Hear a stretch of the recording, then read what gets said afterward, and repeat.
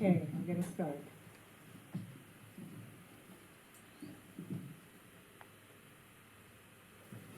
So I want to welcome everybody here to our meeting on how can we create elections that we can trust more fully. What can we do? Those of you, my name is Lori Grace, by the way, and I'm the Executive Director of TrustVote.org, or the Institute for American Democracy and Election Integrity, and that's the official name. And I'm wanting to address, we noticed in the primary in June with that there appeared to be a lot of those, well, in our California primary, votes that were supposed to go to Bernie that ended up as provisional ballots and weren't given the respect, and we covered that in an earlier movie. We've also did a presentation in May about many different states where it seemed in exit polls votes were taken from Bernie and given to Hillary, and we pursued a lawsuit together with Bob Petrakis, who will talk in a little while, about the challenge to Edison Media Research to reveal the raw data on their exit polls. And that's one of our lawsuits, and we also supported the lawsuits of Bill Simpich and Michael Vu against Michael Vu in San Diego, along with Ray Lutz, to try to see if we can get, and that's still in progress, and Ray Lutz presented at the larger conference about whether we can do a randomized tally of all the votes rather than a non-random tally where provisional ballots and vote by mail ballots, some of the ones delivered at the precincts, are excluded, and that people get a very different sense of how the elections took place than appears to be the case. So that's another one that we've done. We also supported a citizens exit poll here in California, and we also supported the development of an election audit system, which will probably, unfortunately doesn't appear to be as ready as we'd like, but it might be used in Ohio, in some places developed by a man named Daniel Wolf, called Democracy Counts. So we're trying in many different ways, but just as a summary statement for myself before we go on, about our elections have become counted by very large corporations that have strong partisan interests. Perhaps some of you may remember as far back as 2004, where Wally Odell over Diebold promised Ohio to George Bush, okay? So we have large corporations that count our votes, and we have a very large corporation that does our exit polls, Edison Media Research, and these corporations have their own interests in what they want to see in America, and so and their software is proprietary, so we don't have the kind of openness and transparency that would create trust in our systems. So I, just to give a little history, started in 2003 working with Beverly Harris of Black Box Voting, and then I was part of Audit the Vote and continued to work with Black Box Voting in 2004 when we had a very obvious election, stolen election. It's then when I connected with Bob Petrakis, and we were trying to help with the Ohio results in 2004, which were very screwed up, to say the least. And since then, I've worked also with ProtectOurElections.org,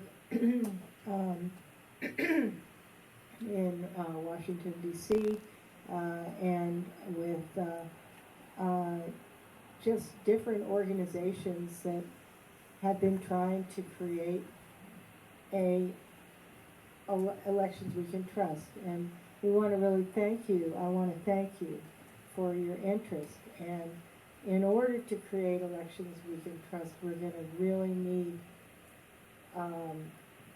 all of you. And when things started happening in Arizona, and John Brakey is here from Arizona, Bob is here from Ohio, these are both swing states in the upcoming election, and they have a lot to report. We will, when I found out that the Bernie minivan had been broken into and information on Bernie voters had been shared, and John will go into that more, right? Yes. In Arizona, and there were lots of Bernie people who wanted to vote for Bernie who were not registered and various other things he'll talk about. I knew right away that there was going to be trouble in our election. And then I went to New York with Bob to talk about, for New Yorkers, what can you do to protect your vote? I have to tell you that election integrity was not popular. We had 2 people who showed up, all right? And then the following day, bango, there were tons of people that had been purged by the list, even though we advised people to please go to your elections office on Monday before Tuesday and get a paper copy of your registration, and then you'll most likely be able to vote effectively. And that's very late in the game. But and some of you may know that there was a person who was part of the Hillary campaign that was involved with some purging in a registrar there, and she's been since relieved of her duties, as I understand it. So anyway, then it went on to California, and I know some of you came to our event in Corte Madera and saw the movie Uncounted, the true story of the California 2016 primary. Well, if you haven't, make a note of it right now. It's well worth it. And there you get to see the very poor education of poll workers, deliberately deceiving education, which where the independent voters were not supported in knowing who to vote for. And over 1 million people in California, as I understand, is that correct, John? That's correct. Did not vote for a president in the primary, the presidential candidate. And an enormous amount of the voters, and John will talk about this more thoroughly, were Bernie voters. And perhaps all of you have also heard about, from the Vucifer releases about the communications with Debbie Wasserman Schultz and the Democratic Party, and that it was very much set against Bernie starting in 2015, January. So anyway, we're here to look at how can we turn around our democracy now. What can we do? What can you as citizens do? And a number of us, including Ralph Lopez on this side from Massachusetts, all the way from Massachusetts, will have things to share. And we will be shortly joined by Paul Thomas from Election Justice USA that worked with statistical analyses of the last primary. There were about 4 studies that by major statisticians that showed that there was something very fishy that happened in the primary election, and that Bernie really should have been the presidential candidate. So with that, I'm going to pass the mic to Bob Petrakis, and for those of you, just to know, we're going to welcome questions after each of us get to talk a little while, and then and also to those of you who are in the audience out there in America watching this, you can type in your questions to trustvote.org, is that correct? That's the YouTube TrustVote. There's a link to it on our Facebook. So go to our Facebook site for trustvote.org and go to, you'll see the YouTube there. Mm-hmm. And where do they type in their questions? Just below? Yeah, there's just a little box. Just type in your questions below and we'll be writing them down, and different ones will have things to answer. And we also welcome our live audience tremendously. Thank you for making the time. We will give your questions priority if you have them, all right? So And just come and talk into the microphone too if you have a question. yeah, so that everybody live and streaming can hear it. So with that, Bob, you want to take over? He's a fellow of our institute. Yay! I'm glad you're all here, and some very old and close friends that I've worked with.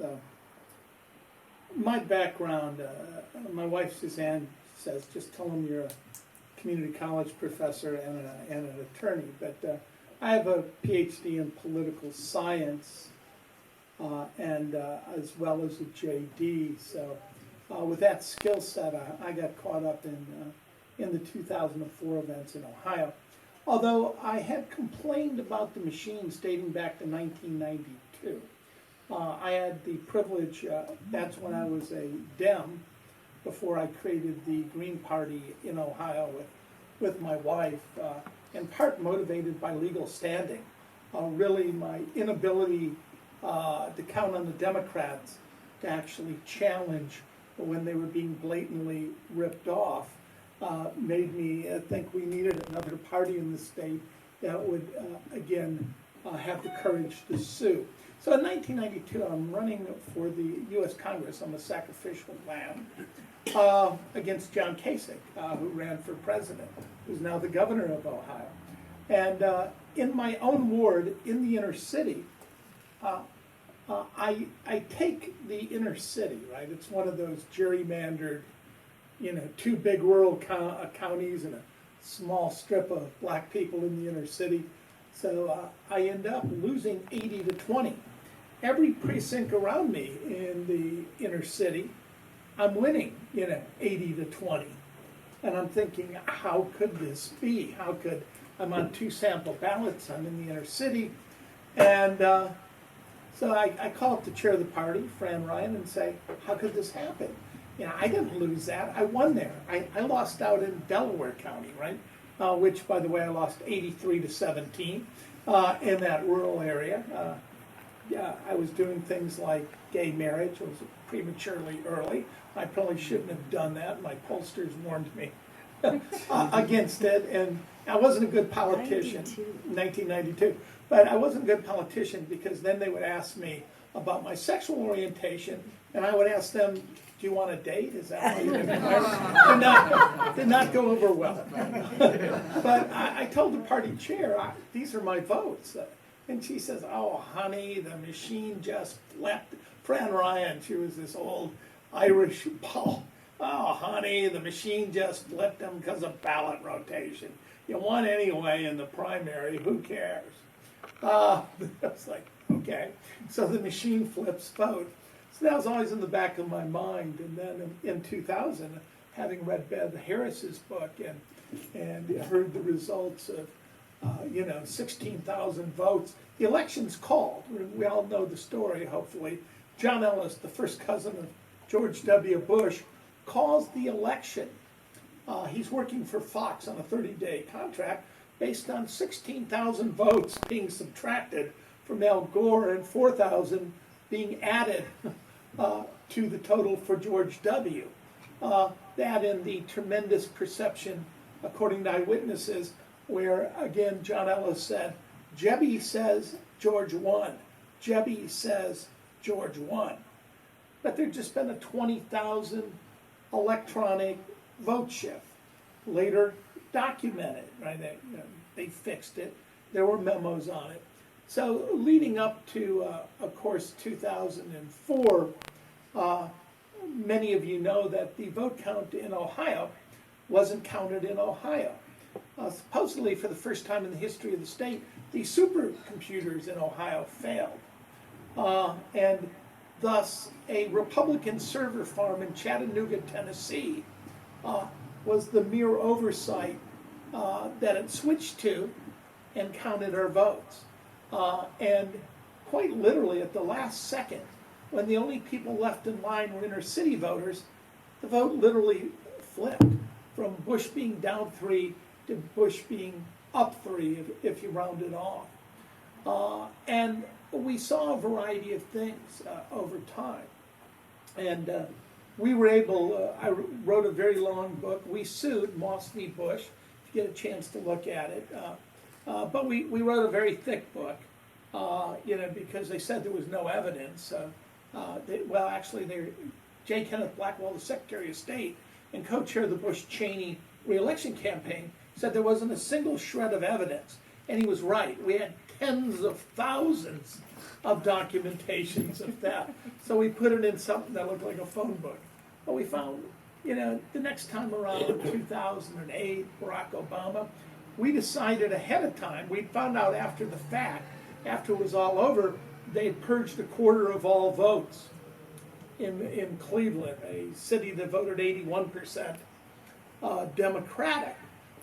And the more blacks that were in a precinct, the higher the purge rate. So the hardcore black precincts were purged at up to 51%. So some of the voter turnouts, they're coming in from Cleveland, it's 9% voter turnout, 12% voter turnout, 15%, 18%. And when they're coming in, I go, how is this possible? The average turnout in the inner city is a little over 50%. And what we found is nobody was left on the electronic voting rolls. And that's what we should be thinking about in regards to this. The new book, which is only that big, 100 pages, because we realized people didn't want to read the incredibly large ones that get kept in the libraries over at Stanford. But, we've gotten to the point where let's spell these things out. It's very straightforward. Votes are being stripped. So think about this. From start to finish, right? Beginning with the electronic databases, which now have become the e-poll books, which then go to the central tabulators, which then go to the election night reporting. These private, for-profit, partisan corporations with the right to secretly program our tabulators, secretly code and program the databases and the electronic poll books, and to take in the election night return and have them sent out of state to a Republican server farm. That's who's controlling our system. Absolutely proprietary, absolutely non-transparent, absolutely unacceptable and non-democratic. Thank you, and I think at this time. Just before you switch, I wanted to make sure everyone knew what purging is. It's when you find that you're off the voting rolls. Okay? And the other term for that would be deregistration, right? But ask yourself this: in a computer era, why would you deregister any voter unless they had died? Why, in a state like Ohio that requires you to produce ID, why would they deregister you for whatever reason? Even if you've changed your address, you can still vote at the Board of Election throughout Ohio. So why would you be purging, deregistering lawful voters? And why are those voters always disproportionately minorities, people of color, poor, and in the primary, Sanders supporters?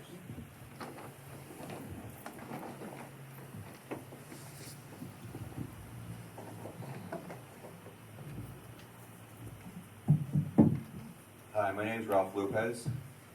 I've come in from Massachusetts. I'm honored to be here with so many of what I see as my heroes. Bob here, Lori, thank you for putting this together. An amazing, amazing activist woman. And all you who are here because you care and have a passion about the same things I do, which can get a little lonely out there when you try to explain something like election integrity. It's very easy to initially draw blank stares, but I came around this in a roundabout way.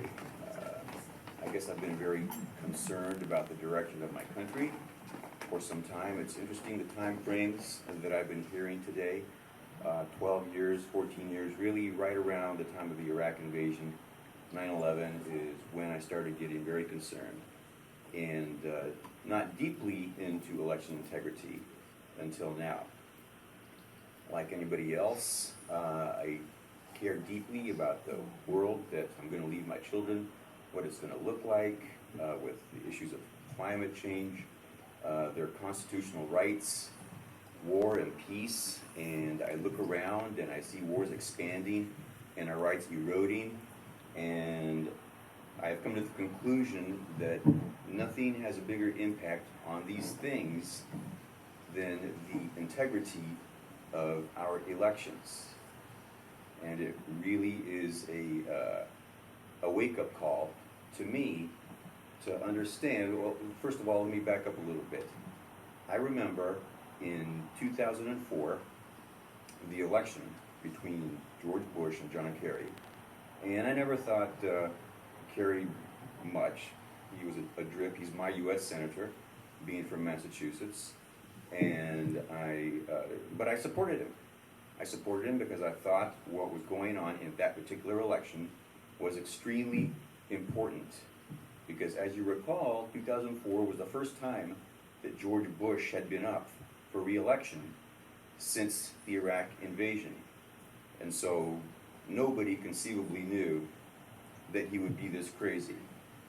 2004, therefore, served as a sort of referendum. And the world was watching on whether or not we would re-elect this man and put the American stamp of approval or veto on this unprovoked, bloody war against a sovereign nation, Iraq.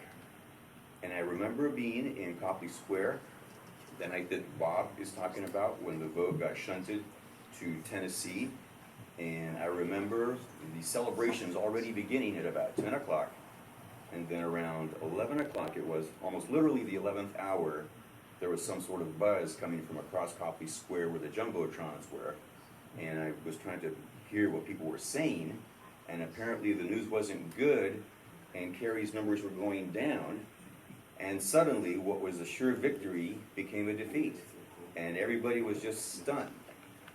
I have a friend in Worcester who was at an election party with a Congressman Jim McGovern, and she tells this story over and over, how McGovern was watching the television at 11 o'clock, and suddenly his jaw just dropped, and as if he was looking at something that he couldn't believe happening before his eyes. And this was George Bush winning the election. So that was, I had people calling me friends, crying of what we had just said to the world. And I thought to myself, who are these people that are voting for this? Who do I really know my countrymen? Do I even really know America? Jump to 2012, Ron Paul. Again, not my perfect politician, but honest enough, I thought. Very anti-war, very pro-Constitution, and so I supported him. Now, I don't know how many of you know this, but the election was stolen from Ron Paul as well in the GOP primaries. An article here by Jared Glenn is entitled, and you can look at this, how the GOP establishment stole the nomination from Ron Paul. So once again, huge rallies, 20-somethings, very inspiring. The rallies that gave you goose pimples, and suddenly he fizzles, and I'm thinking, what's going on here, really, with my country? And finally it dawned upon me that it wasn't my fellow Americans that were making the wrong decisions. They were making the right decisions all along, and those choices were being stolen from them by a corrupt election machinery. Therefore, I could consolidate all my activism into one thing. If we got the vote right, if people voted and it was counted the way they really, really voted, think of how different history may have been. The Iraq surge would have been impossible in 2007. Thousands of U.S. soldiers would still be alive. The bloodbath that followed the surge would not have happened. It would have been politically impossible to expand the war in that way, no matter who is president, Obama or whoever. If Ralph, can you talk a little bit about what you're doing this year? Yes. Okay, What? as soon as you can. Well, basically, my website now for Election Justice Massachusetts is handcounttheballots.blogspot.com. What we are doing is hoping to launch a nationwide campaign to take it to the state houses, where we are going to change the laws, because these election laws basically reside in the state houses. So anyone can go to handcounttheballots.blogspot.com, and the recipe is really very simple. Hand count the ballots in public, in full public view, with observers watching, so that we are doing what all other advanced countries in the world are doing. And the vote machine flipping that Bob was referring to, that we've been talking about all day in this conference, can't happen. It will be impossible. What Lori is asking me is about my work as a plaintiff in a lawsuit in Massachusetts, where we are suing to demand that the Secretary of State hand count the ballots in 3 chosen towns: Cambridge, Worcester, and Williamstown, places where we have reason to believe that the vote was tampered for Hillary Clinton. And so the other thing that you will find at this website is a do-it-yourself guide, so that any citizen can sue their Secretary of State and demand a hand count of their ballots if they think that some sort of fraud had taken place. And we all are familiar with the evidence. If you are not, please familiarize yourself with the report, Democracy Lost. What's the full title of that, Bob? Democracy Lost, the 2016.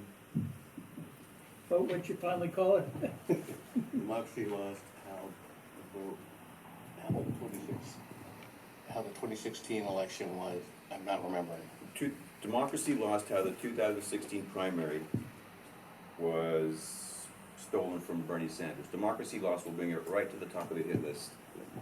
It is receiving an extraordinary media blackout for a report that makes the claims that it makes, including co-authorship by the 100th president of the American Statistical Association, Fritz Schuren, an honest scholar, who is saying that this election was very likely stolen from Bernie Sanders, and he would be the legitimate nominee now, and we wouldn't be facing this horrible choice that we are facing now between an obnoxious religious bigot and someone who should be on trial for war crimes. How did we get to this point? And so, please go to the website and sign up to take the battle to your state house with us.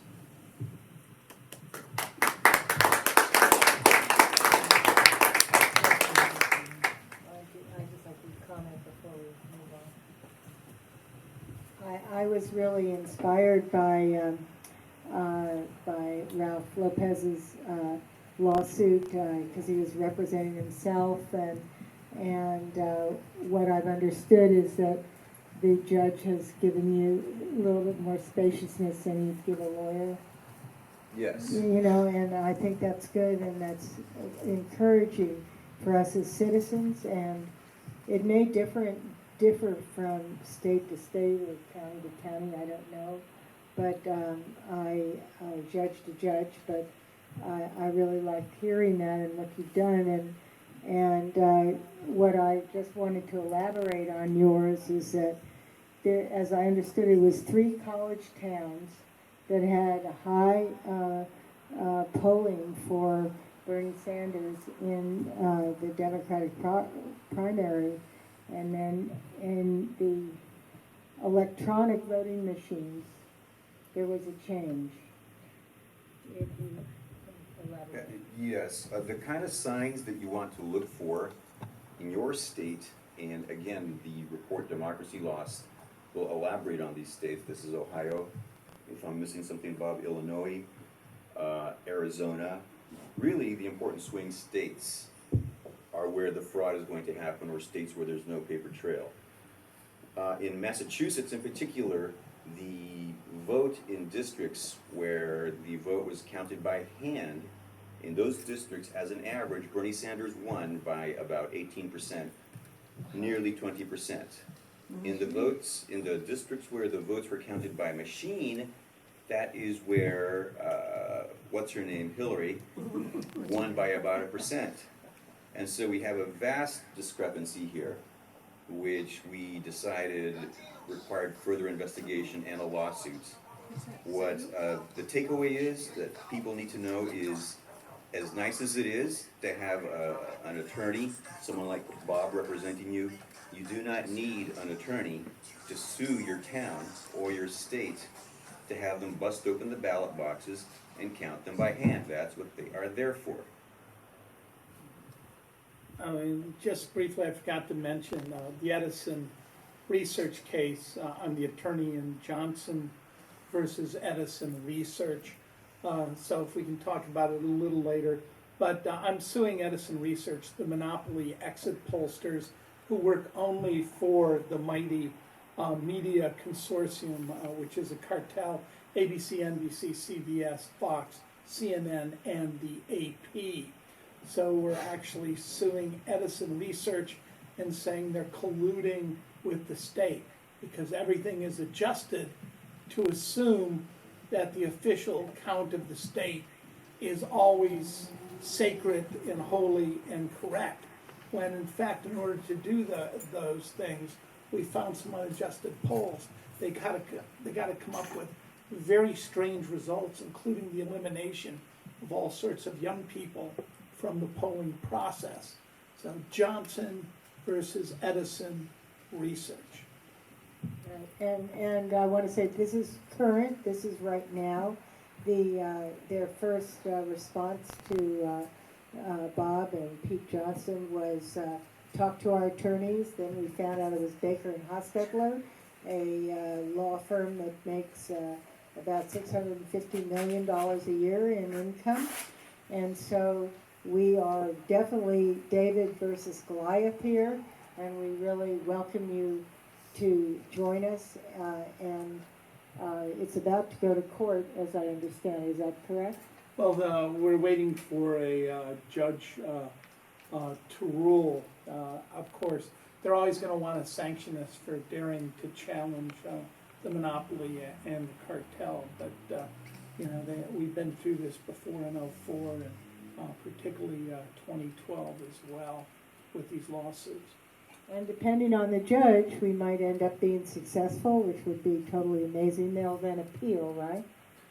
No doubt. but hopefully it'll stay off. If we can survive summary judgment, well, actually judgment on the pleadings, if we can get a judge to buy our theory that they're colluding, and we're arguing in the name of justice, courts are supposed to fashion a remedy.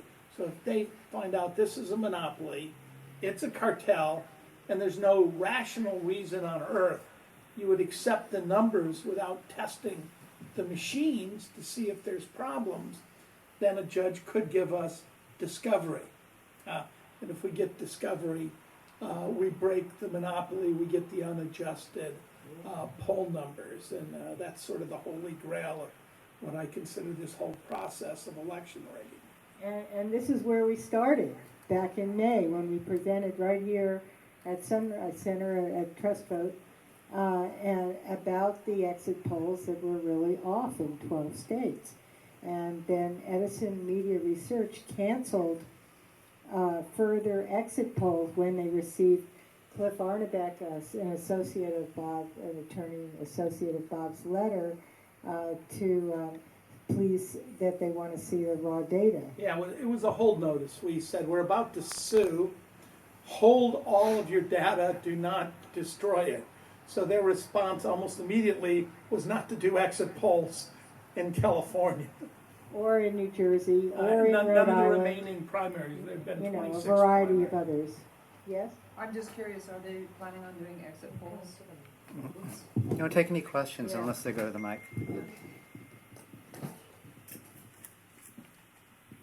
Yeah, I'm just curious if they were gonna do exit polls for the general. Yeah, they're planning to do exit polls. I mean, this is a multi-million-dollar business for Edison Research, and this is what allows them to predict, you know, the different networks to predict the election very early.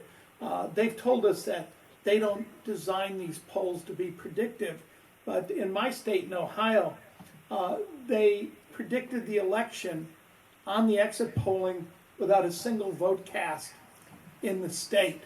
Oh, really? Yeah, it was, I called up, you know, I saw him on CNN predicting, you know, that Hillary Clinton, you know, had won by 14 or so points, even though the data, the exit polls indicated 4 points, and they adjusted it by 10 points. So I call up Franklin County, Cuyahoga, and go, are you releasing this data early? You know, I'm real mad. I'm the free press editor. Are you releasing this public data early? They said, we haven't released anything. It'll be out in 45 minutes.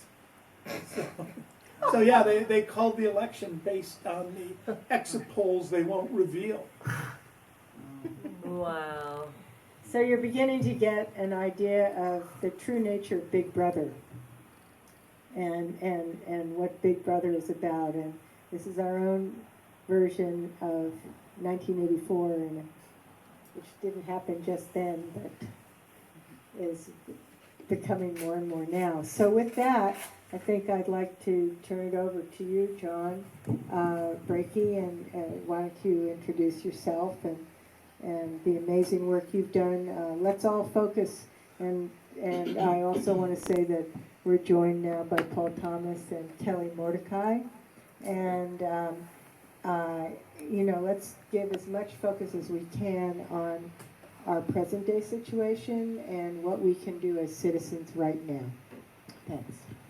Well, thank you. It's a pleasure to be here. The name of my group, first off, I'm John Robert Sprakey, how you find me on Facebook. My website is called electionnightmares.com because it certainly has been a nightmare for this country to see what's happened. And I'm going to quickly go through, because you know what I do full-time is canvass elections, study the process. I know the equipment because I've had the privilege of working with some really super geeks. Because with our election system, it takes a Greek to help us understand the Greek language of elections. It is very, very complex. The equipment, how it works, how it can be programmed, how it can be hacked. I want to start off real quick with Massachusetts, because you know, that's how I met Ralph, is that I canvassed Massachusetts, and it had to be one of the most bizarrest elections until I did Arizona and California. Okay, but in Massachusetts, they have 351 municipalities, and they're run by clerks. They're not run by counties, they're run by clerks, and they don't really like doing elections. So what they wind up doing is that they subcontract it out to a company called LHS, and they do 5 states, and they program for ES&S, and they program the D-Bolt machines, and they got a terrible reputation. But anyway, getting back to Massachusetts, I did it twice before because I went back for the Brown, after Kennedy died, the Brown-Moxley election, and we discovered some interesting statistics that there are, at that time, of the 351 municipalities, in a small election where there's not much on the ballot, 68 of those municipalities hand count their vote, is what they do. Brilliant. Well, in that election, Sanders lost the state by 1.42%. He did not win one college town.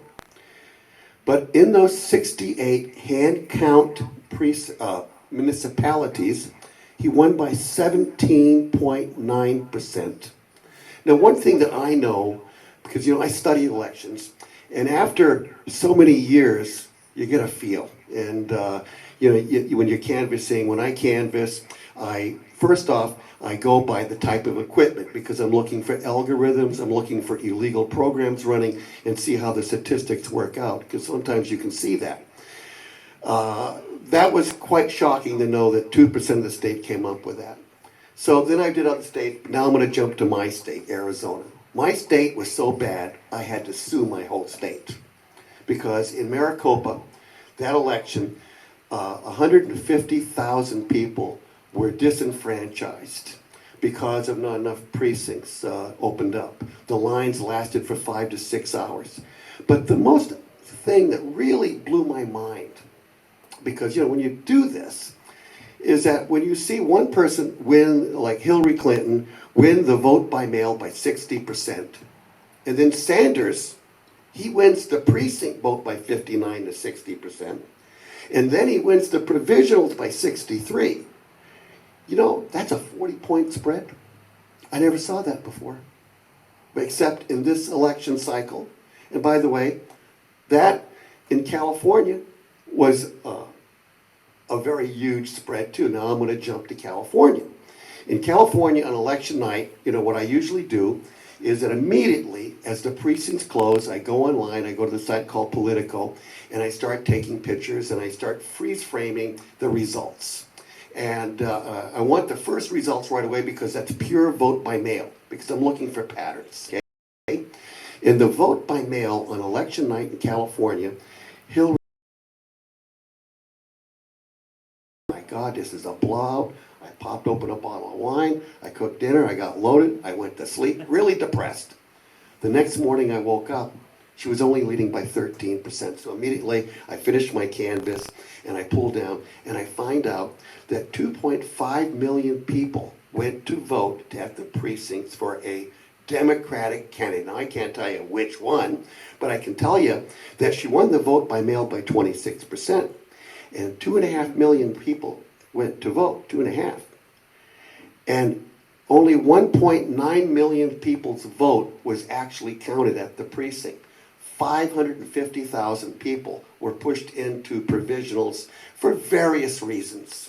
That they couldn't find them on the roster. Or, gee, you're a Republican, I can't give you a Democratic ticket, or you're a Libertarian.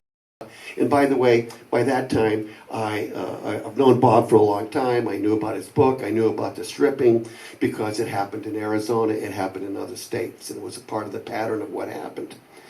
And so we go back to the precincts. It's the result is 49-49.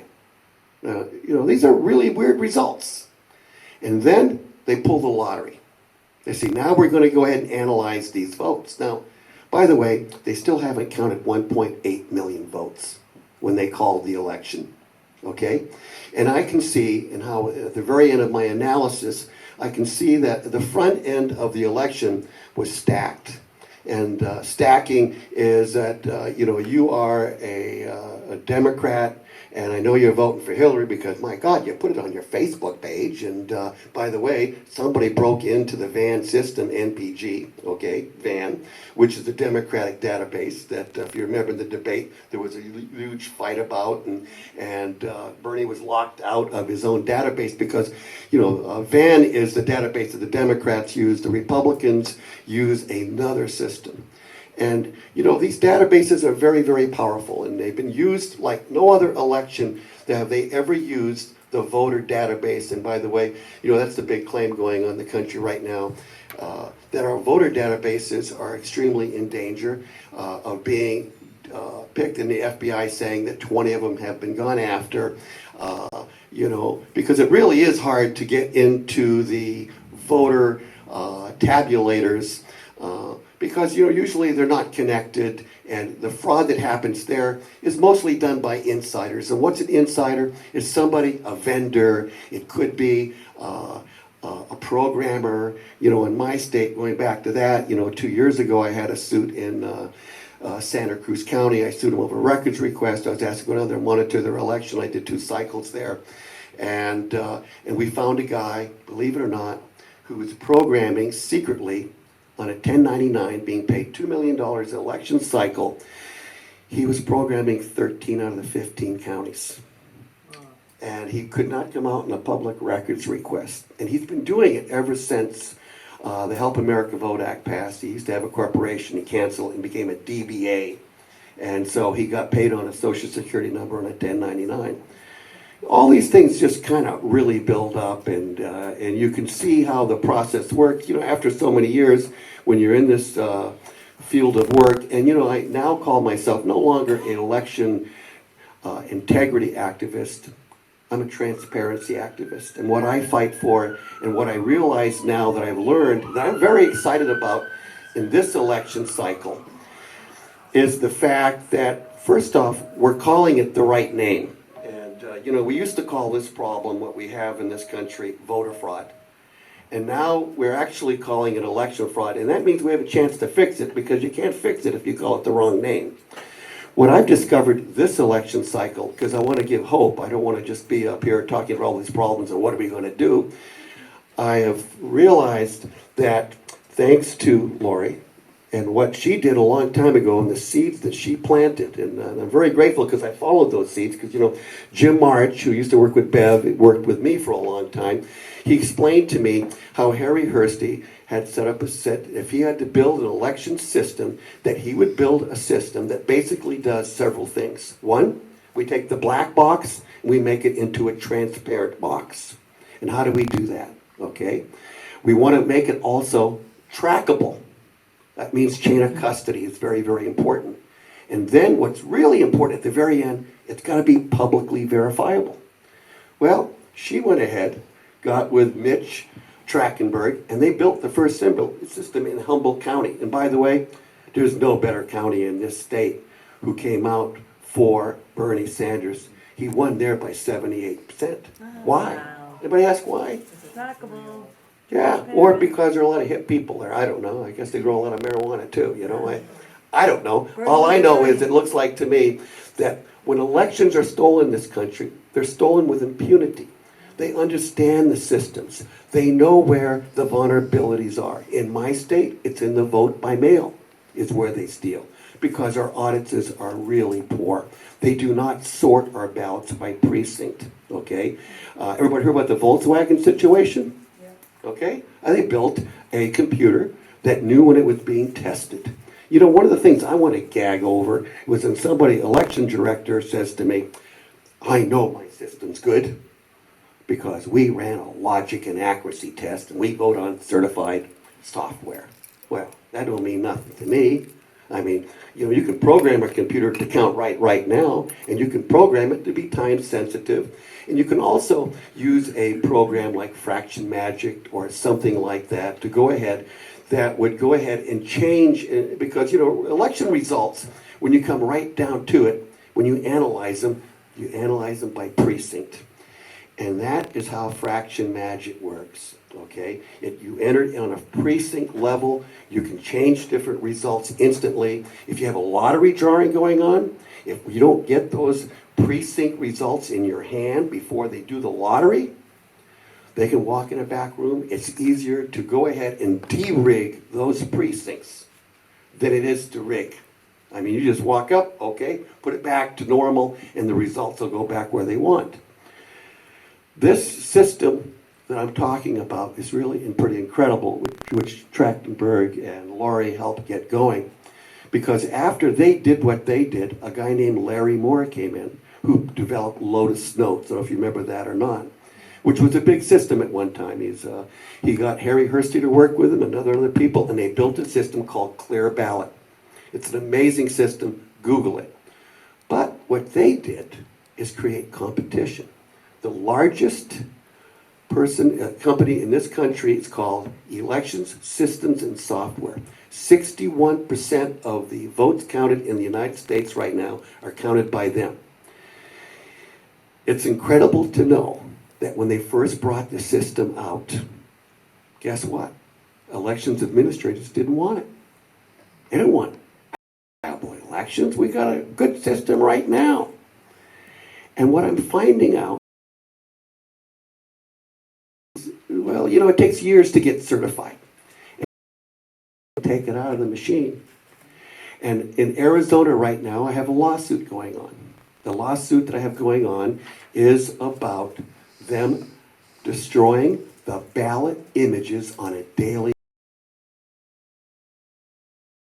You have to say everything. I want you to know, these ballot images, when the ballots go through the machine, it takes a picture. And if the picture is successful, then they encrypt a number on the image, and then they put it on the ballot. Wow. And then 176,000 ballots rows, and you can see how everybody voted. Not person, these are just anonymous ballots, okay? And you can verify very simply. And then at the very end, you could do this at your home. You could be in a situation that if we had this system in place and we forced them into people demand, because it's already on 2 vendors right now to have it. You got it on Dominion, on their ES&S. It is on the DS series called the 850s and the DS200s. And if you go to verifiedvoting.org and then you look up the verifier, you can look at your own county. You can see what equipment your county is using. And if you have this equipment, either one of these two, then I advise to file a simple records request. And in the records request, you ask for, I want the images, the ballot images off the machine for the last election, and I want the future. And they'll probably write you back. And what they're going to tell you is, we have no ballot images because they destroyed them. They destroyed them. Because if fraction magic is being used, fraction magic will change the numbers. It cannot, it's a program that's used to go ahead and change the results on a precinct level. If your count is like Arizona, you have your precinct vote, then you have your vote by mail, and you have your provisionals. You can enter into each one of those categories by precinct, and you can go ahead and put a fraction in. And it's important because, if you have 99 votes and you use a 51-49, you're going to have a problem with a vote over or under. But if you make it 51.000000 and put a number, then it will always work out perfect because it will roll under or over and work that way. And if you have 99 votes, it will add up to 99 because it's very important because the accounting is very important to it. But getting back to it, I believe that if we really want elections this way, 3 things to do. 1, file a records request. And we have by the way, I'd be glad anybody who asks for it, I'll give you the lawsuits, sample of the records request. And so the second thing, once you find out that they say, oh, we don't got them, we destroyed them, okay? Well, that's wrong. It's illegal. On the Federal Help America Vote Act, they have to save everything. You cannot destroy the accounting. It's not the ballot that's counted, it's the image that's counted. My God, they save the envelopes that you mail in with, believe it or not, but they think they can throw this away. So then you file a temporary restraining order saying you cannot destroy that. And we're taking you to court, and you'll get into court very, very quickly because it's a special action. Then after you win that, then you file your third suit because then you say, now, those ballot images are a public record. Ballots are a public record in most states in this country.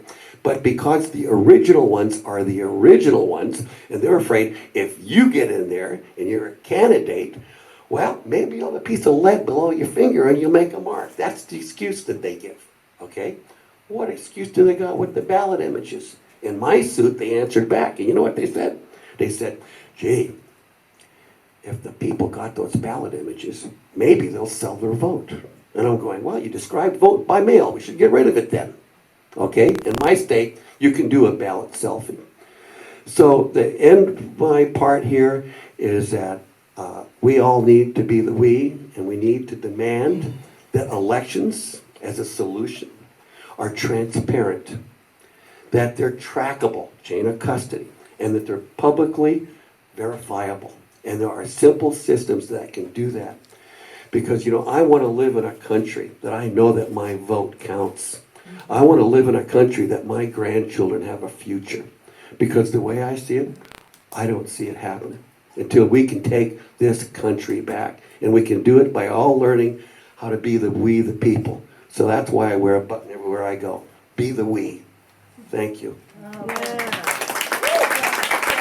No, use this, Laura, use it, Laura, use this one. Oh, okay. All right, okay, fine. So just before we continue on with Paul Thomas here, who's from Massachusetts, I want to say that with Carolyn Cernich from Humboldt County, who really supported transparent elections, she was actually voted repeatedly for years the most popular elected official in Humboldt County. And she took on the Humboldt Transparency Project at the suggestion of Kevin Collins, who's at the big workshop we're holding in Richmond right now, where you can come and listen to more about all of this in Richmond tomorrow, Sunday, starting 10 o'clock.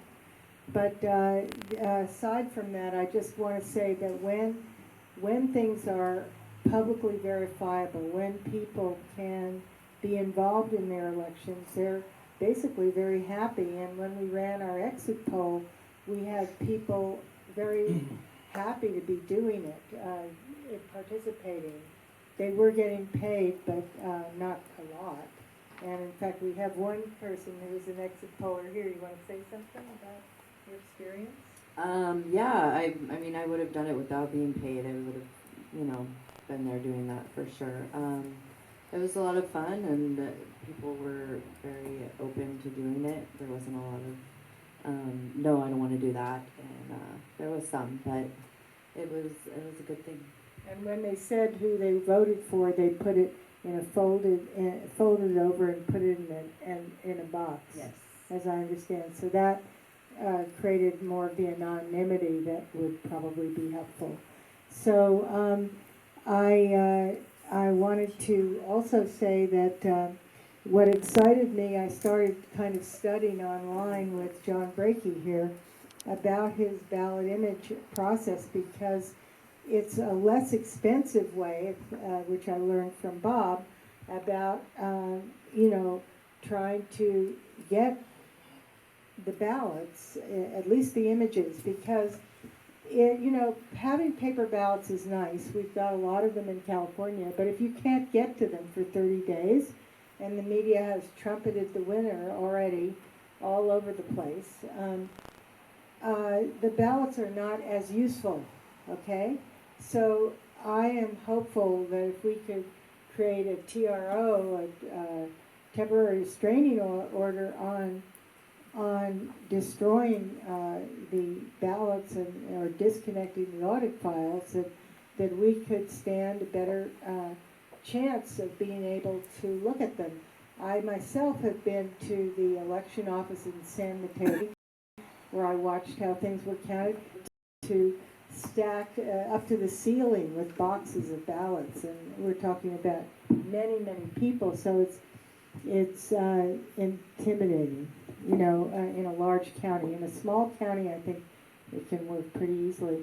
But anyway, when I learned about your system, I saw this as an opportunity, and then I looked up what was happening in those towns that you were there, and you're trying to get at the ballots, and almost all the places that you are including in the lawsuit, I think all of them have this kind of scanner that has ballot images in it, as I perceived with verified voting.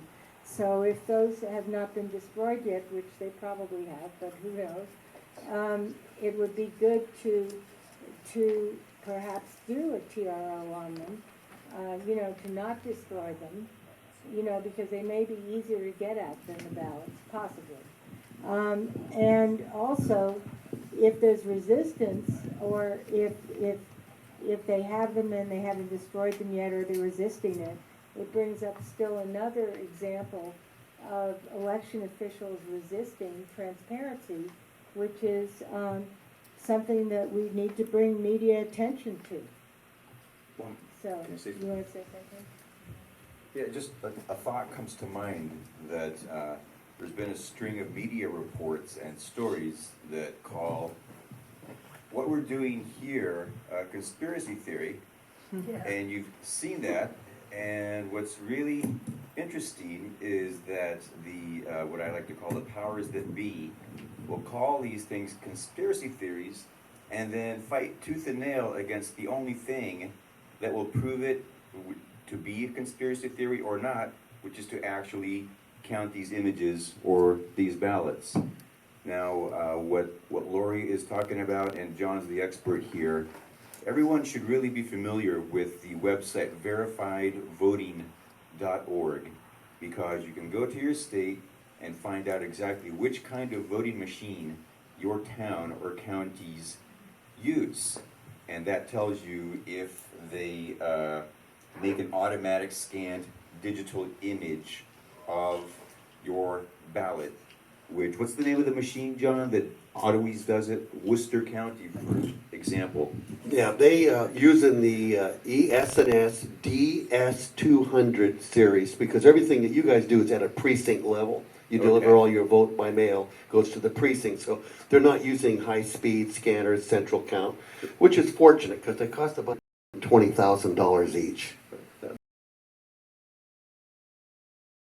And is destroying them. So a TRO is a restraining order. Is that filed in a court? Yes, you bet it is. Okay. Go to John's website, learn what a TRO is and how to file it, and stop them from destroying the ballot images, which prove that whoever say they won really won.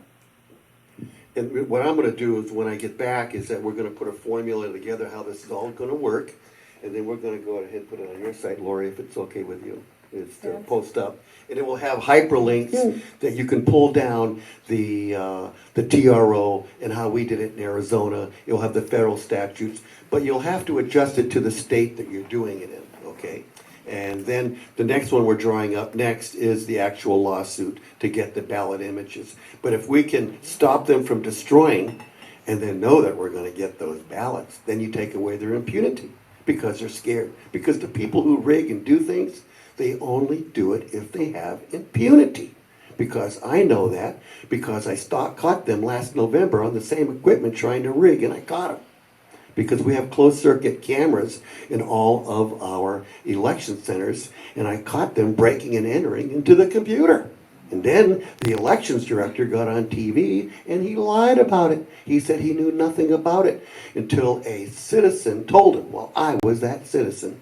And by the way, he was in the room ordering up reports, and I have that on film too.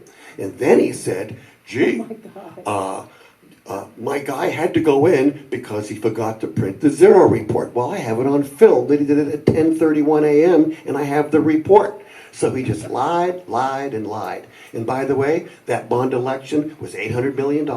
It was the first bond election of the last 11 that didn't pass. Wow. Amazing story. So just before we head over to you, Paul, I want you to know I know the title of Lulu Freeze Dots. It's an electoral system in crisis, which I think is a very powerful title. Truly, we are in crisis.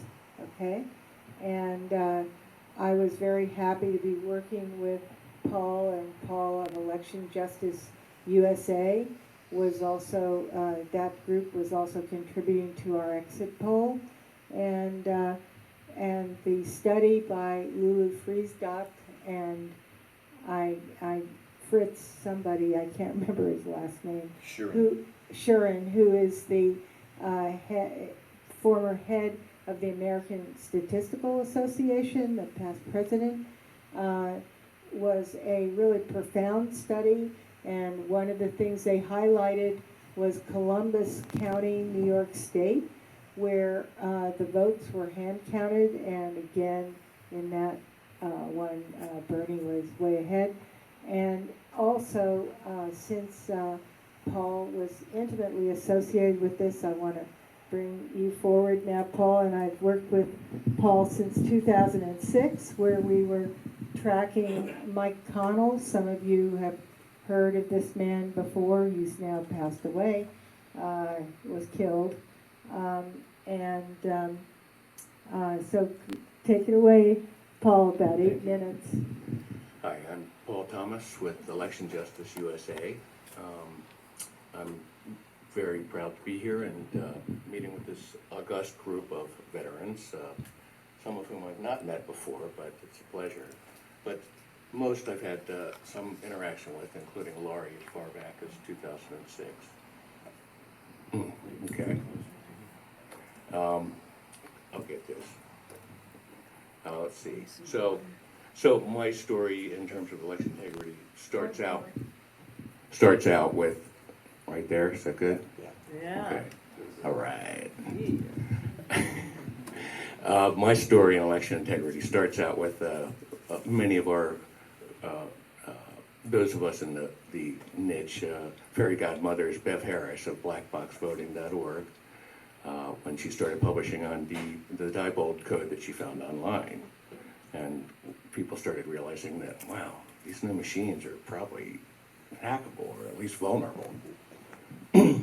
So, but that wasn't when I really got activated. It was in the trail of tears after the 2004 election, when I became obsessed with the issue of what went wrong in Ohio, and after some time had some understanding that Mike Connell might have been part of what went wrong in Ohio, as he was embedded in the Secretary of State's network and so on, embedded in inside the firewalls of the federal government, and the House and the Senate and Department of Energy and the White House email system, etc.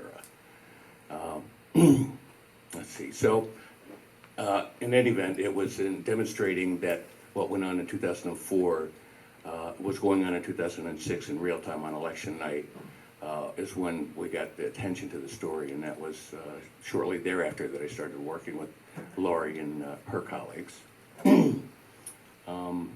Okay, so fast forward though. From there, that's what got me on the road, and I've been sort of obsessed ever since, every election season.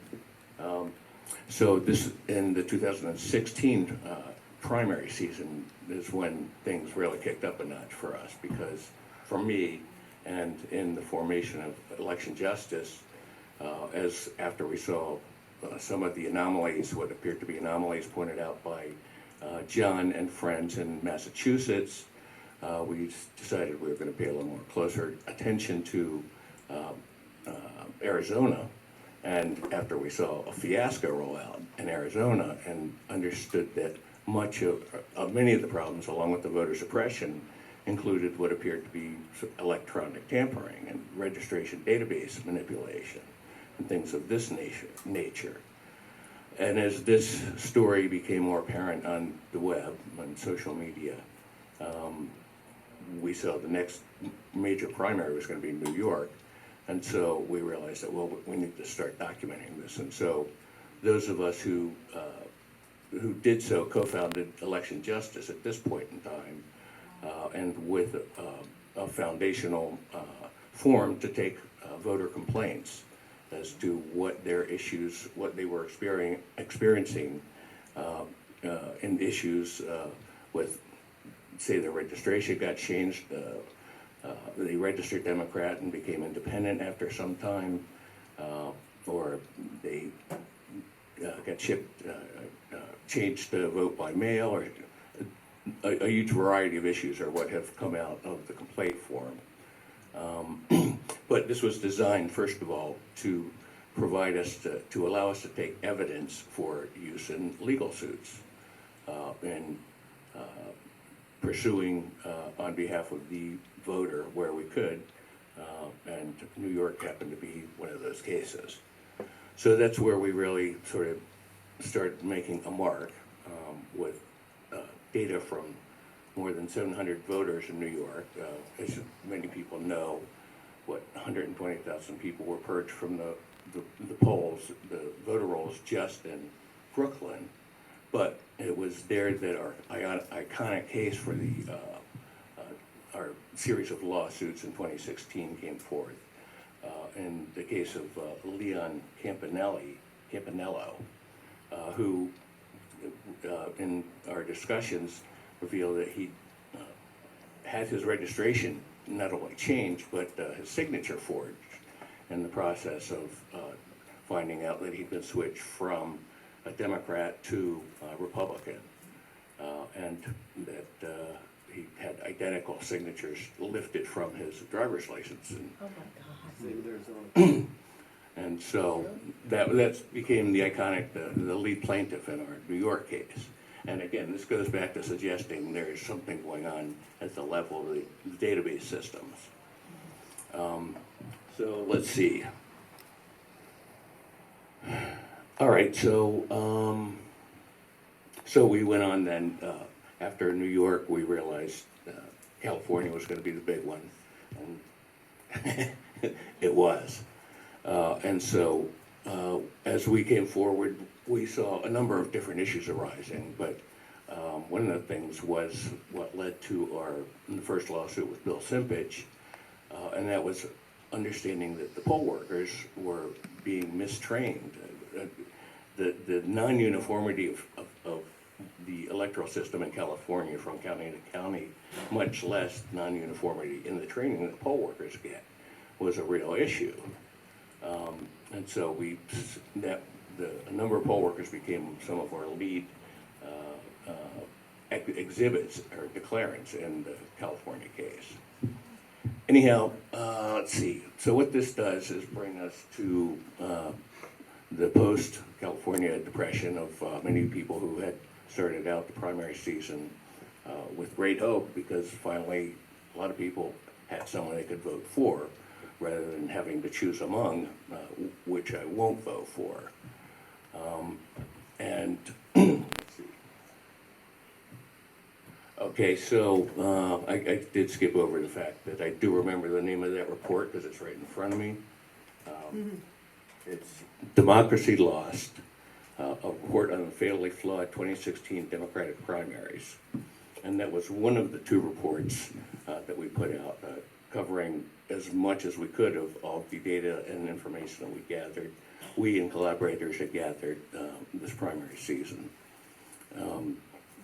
including Ted Sory's work on the exit polls, showing huge disparities between the exit polling data before the polls closed, and then those huge jumps that everyone was familiar with after the official results started coming in. And then data such as in the other report that was mentioned, an electoral system in crisis, with our colleague Lulu Friestat and her collaborators Fritz Schuren and the Italian guy, I can't remember his name, Pietro? Lulu? No, it's an Italian collaborator, did much of the data crunching. In any event, that report, actually, so the Democracy Loss report summarized quite a lot of information that we have gleaned from this year's elections, just from the primary data.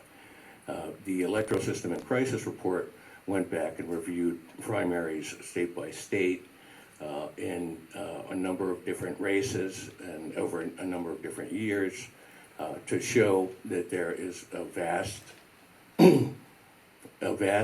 difference in many of the charts, the cumulative vote tally charts that come out of analysis of the distribution of votes between, say, two candidates, Hillary and Bernie in this race, or John Kasich and Donald Trump, and I forget who the third was. Many cases, wherever you had machine counting going on of the ballots in those counties, you saw a classic you saw a classic line divergence or convergence that said there was what's supposed to happen with those lines. I don't know, you didn't talk about that. The cumulative vote tallies basically arrays the data that you're looking at from smallest precinct to largest precinct, going from the y-axis to farther away from it. I'm over, okay. Let's see, so the summary takeaway of this is that when you have machine counted ballots, you see a divergence from what is actually the iconic hand counted ballot chart that ends up giving you two parallel lines that run like that for the hand counted ballots. Machine counted ballots, you can see charts that do that, or they do cross-ups, some flip back on them, some not that bad, but they're definitely not the iconic asymptotic approach. Okay, so that work is ongoing. One of our Lulu and collaborators are working with that approach in Florida, analyzing the Debbie Wasserman Schultz and Tim Canova race, which I think we're going to have some interesting results coming up from that work. Let's see, what else? We're also, and she's suggesting that we're going to be wanting to do some investigative work out of that. What we want to focus on now, and I'll give the mic up here shortly, is that work and advocating for hand-counted paper ballots, ideally to happen this election, but unlikely. But the impetus and the momentum is there right now, so we can't not do that until we get a technology that's secure and transparent and non-hackable. We've got to have something to fall back on that is reliable. And the only thing that's out there right now, for sure, is hand-counted paper ballots. And then the other thing is a recent development, fairly recent, in working with my colleague Kelly Mordecai and with Watch the Vote USA. Sorry, my mouth is a little dry here. He's developed an approach for particularly relevant to California, the civil grand jury approach, and I'll let him talk about that, but there are a number of things that are relevant to the data that we have taken away from California that I believe we can use to investigate through the civil grand jury approach, like seeking server referral logs, application logs, things of that nature that can help you set up a timeline of when certain things happen in a line of probable possible fraud, let's say. But there are any number of, thank you very, very much.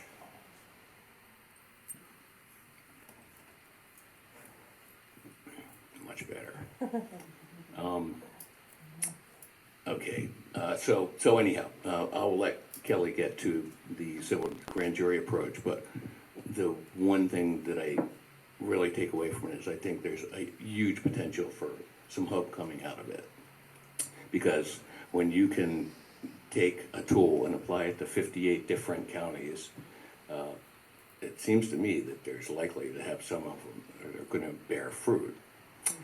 So with that note, I don't know if Lori wants to... I just want to comment first. So just before we,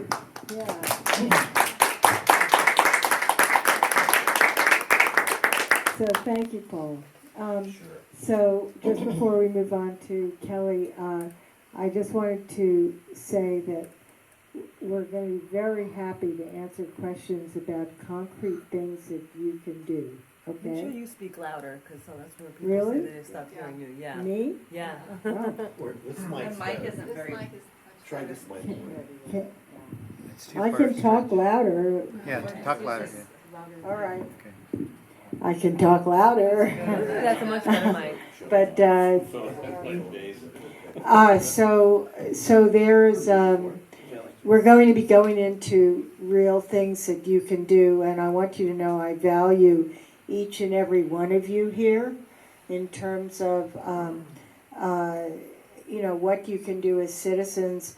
And if you haven't already joined info at trustvote.org, once again, let me repeat that, info at trustvote.org, you will, I just recommend joining that because we're publishing things on what you can do, lawsuits you can support, strategies if you're a citizen without a lawyer, values on pushing on hand counts, looking at things, and we're really looking at a lot of races this in 2016. I mean, the presidential is one, but I want you to know that we have underground information. Well, maybe it's not so underground anymore, but there's a lot of focus on well, in the past, establishment-oriented Republicans did play a role in helping to steal elections. They're very focused on keeping both houses Republican, and I just want you to know that there's something to look at there. And then if you're interested in the presidential election, there's also that to look at. And we really need you, and the reason why I jumped in starting after Arizona is I knew this was the one time that those of us who were involved in election integrity had a chance to get more people on our team, which we really needed because there was about 40 people in the election integrity Google groups between elections. It's just like all interest would die, and particularly died after Obama won in 2008. And there was stuff that we were doing behind the scenes to help support Obama getting elected, all right? And we don't want to be just this small group that struggles each presidential election. And also there was shifts to the right that occurred statistically in midterm elections, too, that weren't paid attention to. But if we can get you on alert about things we can do, we can begin to have a democracy that we can believe in, and I really want to value you, and some of this gets awfully complicated to understand, even for myself, I just want to say. And so, if you tune out sometimes while you sit here, tune back in later and ask us some questions, because we really want to enroll you, frankly, in helping to create a democracy and not just all of us feeling depressed and whatever about what we've got in this country. Okay, so just letting you know, a little reminder for later. Okay, so with that, Kelly.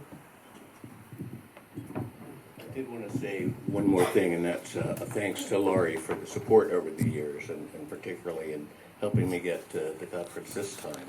She's been there for 10 years now. Since '03. So, well, for my work though, and Yeah. our involvement. So, I really appreciate that. Yeah, hello everybody. I'm Kelly Mordecai. I'm with Watch the Vote, and while we're throwing kudos around, kudos for getting on redacted tonight.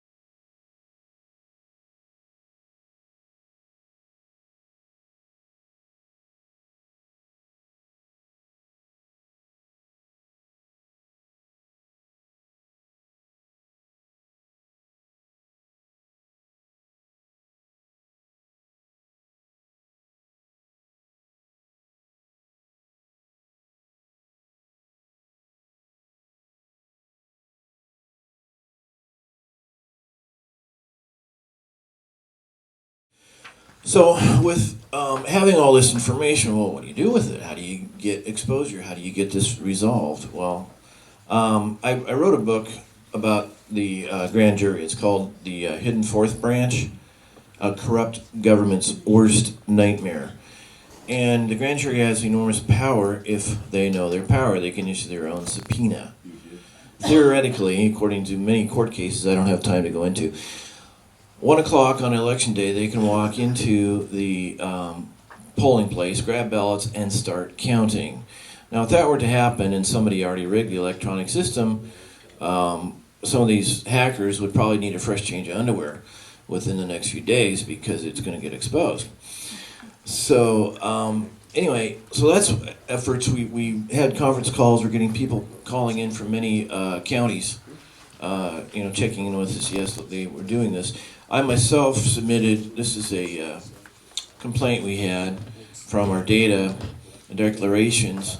I submitted it to the Siskiyou County grand jury, that's on the Oregon border there, and I got a call, I appeared, and then, let's see, they were interested obviously because I was in the election clerk's office a few weeks later getting a records request. I'll go into this in a little bit. And the clerk basically had told me the grand jury had come in and checked things out. So that's our unique thing we bring to the table, if you will. But one thing I wanted to mention was you just do the California records request, and you can go ahead and get the contract, at least for Dominion software. And I found some interesting things like, you can't look at our software. It's going to cost $5 to $7 per vote to count it electronically. I asked, now that was counting. Now the registration software is done by ES&S. Election stealing and slime balls, or what's it? I don't know. Anyway, so ES&S, they had a contract, couldn't get them. I couldn't get the contract. Interesting. Bev Harris mentioned that there's indications that in that contract, if I were to get it, that they can get into the county computer system that day, which again, to go back to the grand jury, you can utilize that. Now, we are rolling out a national approach. I'm going to get to an actual specific solution here in a little bit once we keep exposing this, and I mean keep exposing this, because what's going on in the electronic world, we are seeing manifest in the physical. Okay, this isn't conspiratorial anymore. We've proven it. There was election fraud. It was a nightmare. But we're rolling out a national plan as well. It's a project you can find a couple places. One is voteR.party, which is Summer Rose's thing. Election Justice, give it to them, as well as watchthevoteusa.com. And also there you can learn more about grand jury power. But basically, there's a way to get to a criminal grand jury. California has two, civil and a criminal grand jury. Most states, other states really don't have the civil grand jury, so you have to go through the prosecutor. But we've got a multi-step way to get this done. If you have exit results, or exit polls, or other fraud, you write your petition, that's number 2. You get to the district attorney with a group of people, and you get in front of a grand jury. Again, I've been before a grand jury. So I'm at, I got enough time for a solution that Watch the Vote has been just preliminary working on. It's real preliminary. In some ways, we may be stuck with these electronic election systems, whether we like them or not. Well, one idea we've come up with lately is a package. Okay, I call it specifications for election software. So in a PDF, the county will get, okay, if you're going to do paper counts, well then Columbia, New York County, right, the good clerk there. Okay, here's your protocol if you're going to go back to hand counting. As a concession, if you're going to go to electronic, here's the specifications that these vendors are going to have to comply with. Dominion. When I say specifications, the way counties work is they put out a request for bid, here's the specifications or plans, and you must comply with these plans, give us a bid. So, if we have specifications that the software companies have to comply with, guess what? Some of these companies are not going to make it that are in power now. They're done. We're going to see open source software. We're going to see accountability. Just what kind of specifications do you want? Do you want a third party check the software? Do you want a second third party check the software? So basically, that's a solution that for down the road. Yeah. So I guess I yield. Do you mind if I add one point to that? Kelly mentioned that they've taken declarations from 20 different counties, right? 25. And we had at least 45 different counties in California. So potentially we can span the entire state with evidence towards petitioning your civil grand jury for investigating your county's election. So that's one of the reasons I think it's helpful. So I just want to say my experience with the civil grand jury here in Marin County is they wrote they made a judgment that Marin Clean Energy was not a worthwhile system. That's the green electrical system we have, and they also. Can you use the other mic? It's much better. Boy, it's really bad, huh? Great. Okay. I was just saying that, yeah, that is amazingly different. We gotta do something about that. I just wanted to say that the civil grand jury here in Marin County has been kind of a body for supporting establishment views or corporate views. And one of them was when we ran a popular effort to create Marin Clean Energy, which now exists and is creating a wonderful opportunity for people to start choosing their energy systems and running them more green. The civil grand jury wrote something recommending that we not do that. And then also the civil grand jury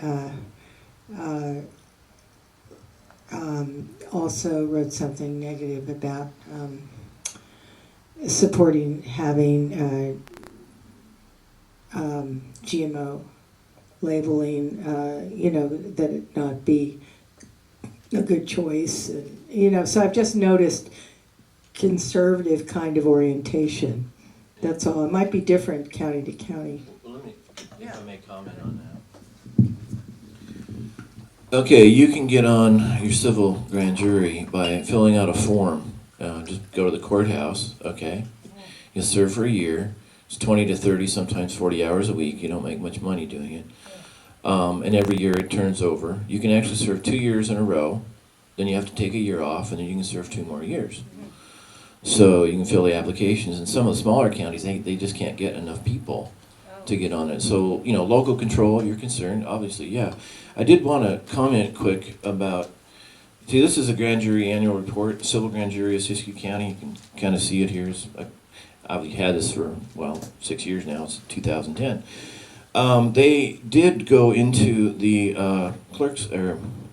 the civil grand jury went at 2 precincts in Fort Jones, and it says they basically got there at 6:45, and here's what they found, and they thought everything was fine, but of course they weren't looking for electronic election fraud.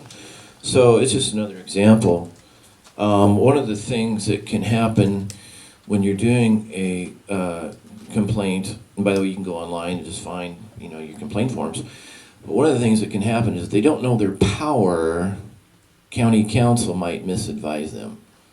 And I go into a long story how that happened, and I countered it. But you got to tell the grand jury of their power, because according to the California Penal Code, the civil grand jury has the power to investigate the equipment of the county, the processes of the county, the procedures like poll worker manual, corporations. They can even file an accusation, and with the help of a judge, remove a government official from their job. Yeah, Government Code 3060 is called an accusation. So I wish. Thank you. Yeah, I wish Sinpitch was here, because as an attorney can prepare an indictment for a grand jury, like a federal grand jury, an attorney could prepare an accusation for the civil grand jury, which might make some register of voters in San Diego County need a fresh change of underwear. Yeah. So anyway, I want to go ahead and pass the mic back. Let's, But don't forget popular pressure that we've talked about. If you can get a crowd lining up outside the LA County Registrar's office or, Yeah.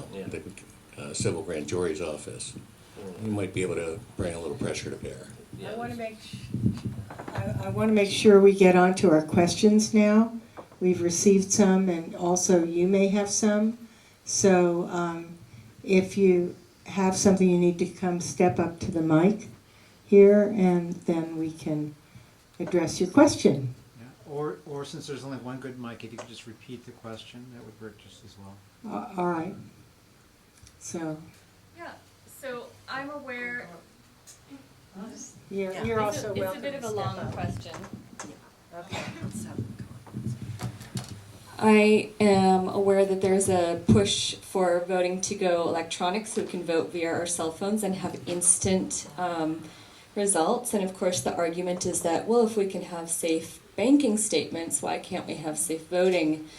And I understand that there are challenges to that. I also know that people my age and younger want to have convenience and they want to have instant answers and would love to be able to vote via their cell phone. One piece I'm aware of, and I'm wondering if people here are familiar with it, David Bismarck's TED Talk on e-voting. He's come up with a system that uses a special scan code and it's supposed to have election transparency and integrity, but also work in an electronic environment. So that you'd have your special scan code, and that's your ID, and then you could check online, and it would be open source software, so you could check online and see if your vote was counted accurately. So I guess I'm aware of that concern that there is a movement to go electronic, and if you're familiar with this solution or any other thoughts on that movement. If I may, my paper, The Free Press, is written repeatedly about this issue, and the biggest problem at this point is that the people that lead this field is Seidel, which is a corporation based in Barcelona, Spain. And what's interesting is the people that have developed this technology are very closely related to other companies, including Booz Allen Hamilton, which is the NSA's favorite contractor. Also, there's a lot of theoretical ways you could do this, but right now they control the people like Seidel that are involved through interlocking directorships, actually control carrier IQ. The reason if you watch the movie Snowden, you put tape over your video, right? So they actually own the technology that can blank out and serve the internet, unless, of course, they also own the technology that spies on you illegally. And this has been tried in Leamington, Ontario by Seidel with incredibly disastrous results. So if this is going to be done, right, you're absolutely correct. There has to be open source. If not, you've just given the election to the NSA friends, the CIA, and the intelligence community. Remember when we confronted, and Lori knows this quite well because she was paying for some of the research, when we confronted Seidel and said, why is a foreign corporation counting the overseas votes and the military votes in 2012? They said, well, that will be done at our U.S. headquarters. Lori paid to send people to the headquarters, which was a residential house in Virginia, which Jim March went to with Jill Simpson. I went to their headquarters in Tampa, which was really quite scary. So their massive U.S. headquarters was a residential house near Langley in Virginia. So this technology has been thought of for a long time. We just really need to ensure, because what's happening on just one level is that you're seeing meta and mega data a la Prism, right, which Snowden told us about, and later Heartbeat. And a lot of the companies that are involved in this business, and Seidel himself had direct input into 36 state central tabulators. It was forbidden in Ohio. It's the only good thing I've ever heard about my state. You had to actually send in a paper ballot. But once they control one clock cycle, once they're in the computer, they can pretty much do whatever they want. So and they're the ones that are pushing the exciting, wave of mobile voting. But right now, all the technology is owned by the people who spy on us and their contractors. Yeah, one interesting thing that's emerged from this year's election integrity activism is that clear consensus, I think, among us that technology, and this is a healthy debate taking place, but technology is a good thing in a lot of aspects of life. Elections just is not one of them. You really cannot replace hand-counted paper ballots in public view for minimizing the opportunity to commit election fraud, and many countries have tried both, have rejected these, and at this point in history, pretty much every advanced industrial Western European country and many others, 59, are back to hand-counted paper ballots in public after experimentation with e-voting systems. The commenter mentioned that if we can have safe banking statements, then why can't we have safe elections? Well, actually, credit card fraud and theft happens all the time.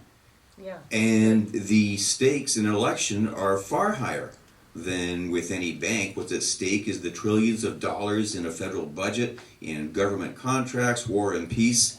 And so, it's a healthy debate, but really, there's nothing like paper ballots being hand counted. Yeah, I'd like to add something to that too. I found out just this year that banks spend millions and millions of dollars trying to break through the electronic fraud that happens on their online banking systems. And you probably remember the hacking into the Yahoo sites and all the personal data that was taken and other kinds of major hacks. So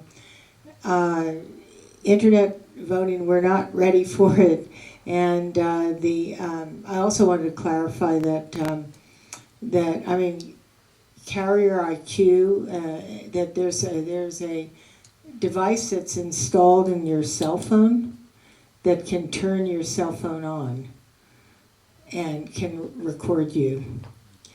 And this is like remarkable. And some of the detectives I worked with in 2012 knew this already and wanted all of our cell phones off and in another room with closed doors when we were discussing our upcoming election. So this may not be known to you, but it is known to people who work in undercover operations. Okay, so you want to answer? We have some questions here. We'll give it to Bob.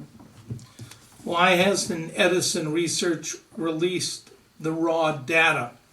Why hasn't the monopoly company that makes tens of millions of dollars working for the media consortium cartel released its data? I suspect because if they complied with the standard ethics of their industry, which is transparency, right? We're not asking them for their secret formula, right? We're asking them for their unadjusted data. And if they released their data, they would be laughed out of the business because they're by accepting, which goes against all social science assumptions, by accepting that the official vote count is sacrosanct, they go against the standard criterias of social science involved in Hismister, right? When your poll results are fundamentally different, the Hismister says, look to history, but people are walking in and walking out, right? I mean, there's no nuclear bomb that's gone off.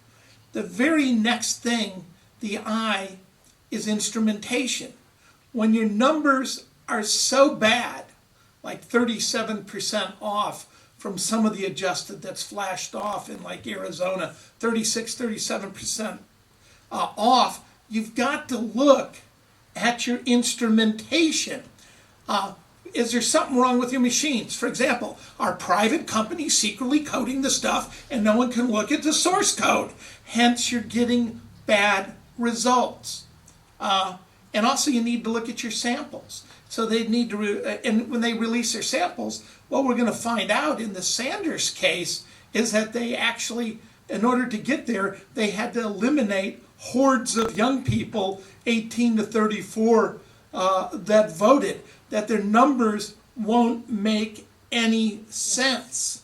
And we could go through the whole list. I won't do it. But why aren't they releasing the raw data? Because they would be laughed out of the industry for assuming that the fraudulent numbers that came up in 10 to 12 states are in any way acceptable. So their premise is unscientific. Their premise is based on these secretive machines with proprietary secret software can never fail. So what's your next step in order to get the data? So your question now is, what is your next step in getting the data, or trying to? Well, we've filed a complaint. We said there's collusion here. The state is working with a monopoly, and it's working with a media consortium, and we're getting incredibly bad numbers. It's violating various First Amendment rights, to be heard, our votes being heard, getting fair and decent information. These people are colluding. So they responded and said, hey, we're private people. We responded and say, you're getting special data, demographics from the Secretary of State's office, and in return, you're agreeing that no matter how implausible his numbers are, you will tell people those fraudulent numbers are correct. And they responded back with, hey, we're private people, this is a contract, bug off. So it's in the hands of a magistrate judge at this moment. But I see this, win or lose, as a seminal point in U.S. history.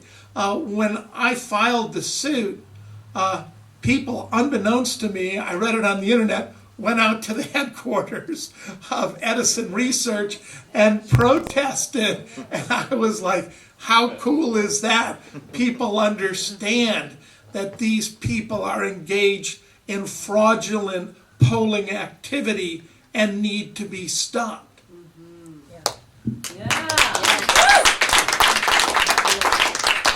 I just wanted to add a little bit about the nature of some of these companies. I've been tracking SOE for a while. Bob and I worked together in 2012 to find it in the suburban neighborhood. As soon as they saw us taking a picture of them, they had a picture of us, and they relocated within 9 days to a small rental box office kind of thing over in Virginia. In Baltimore.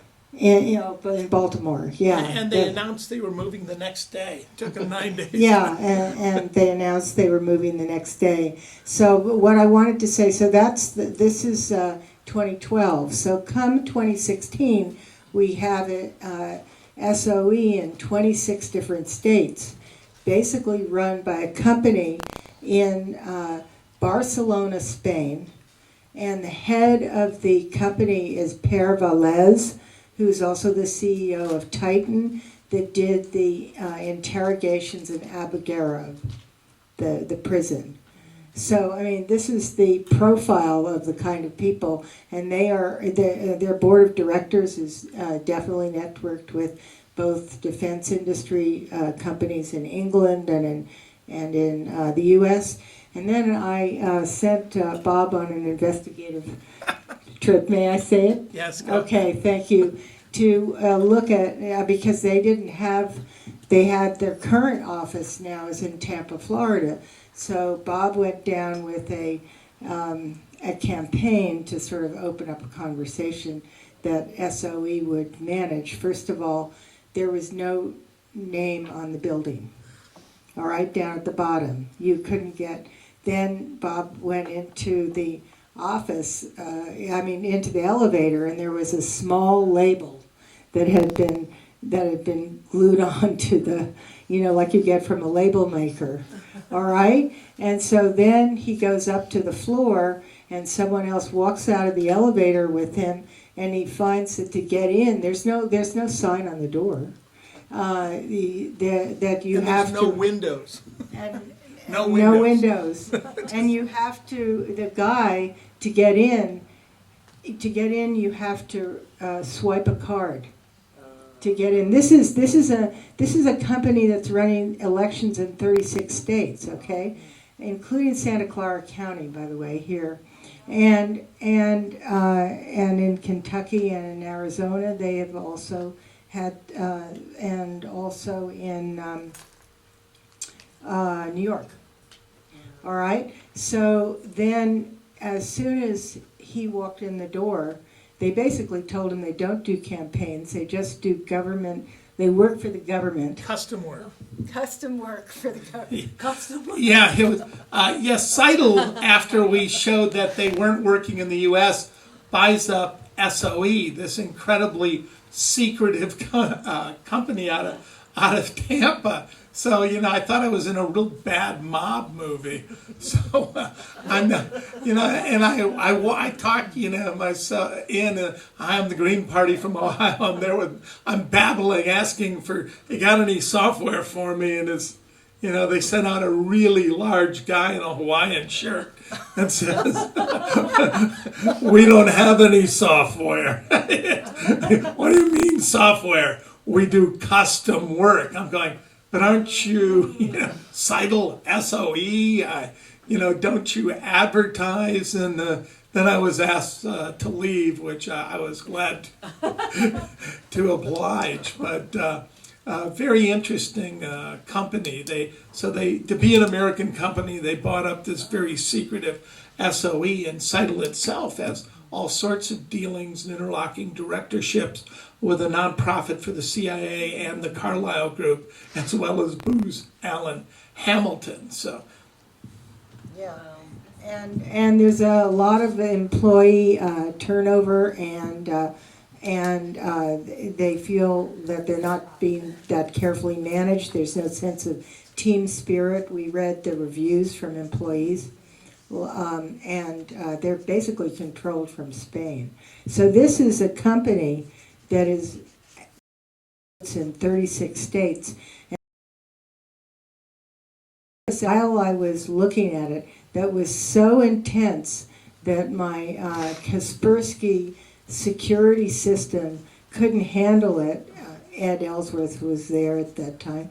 And we had to turn off my computer from the internet so Kaspersky could demobilize the viruses were coming in bang, bang, bang, bang, bang, bang, bang, bang. Wow. Intensely. And I've had problems with viruses for a while since I got involved with election stuff. So, okay. yeah. So, this is a good one here. Okay, I hope everyone weighs in on this. Who's more likely to be successful at gaming the system this year? Republicans or Dem? We owe an apology to the notion of the red shift.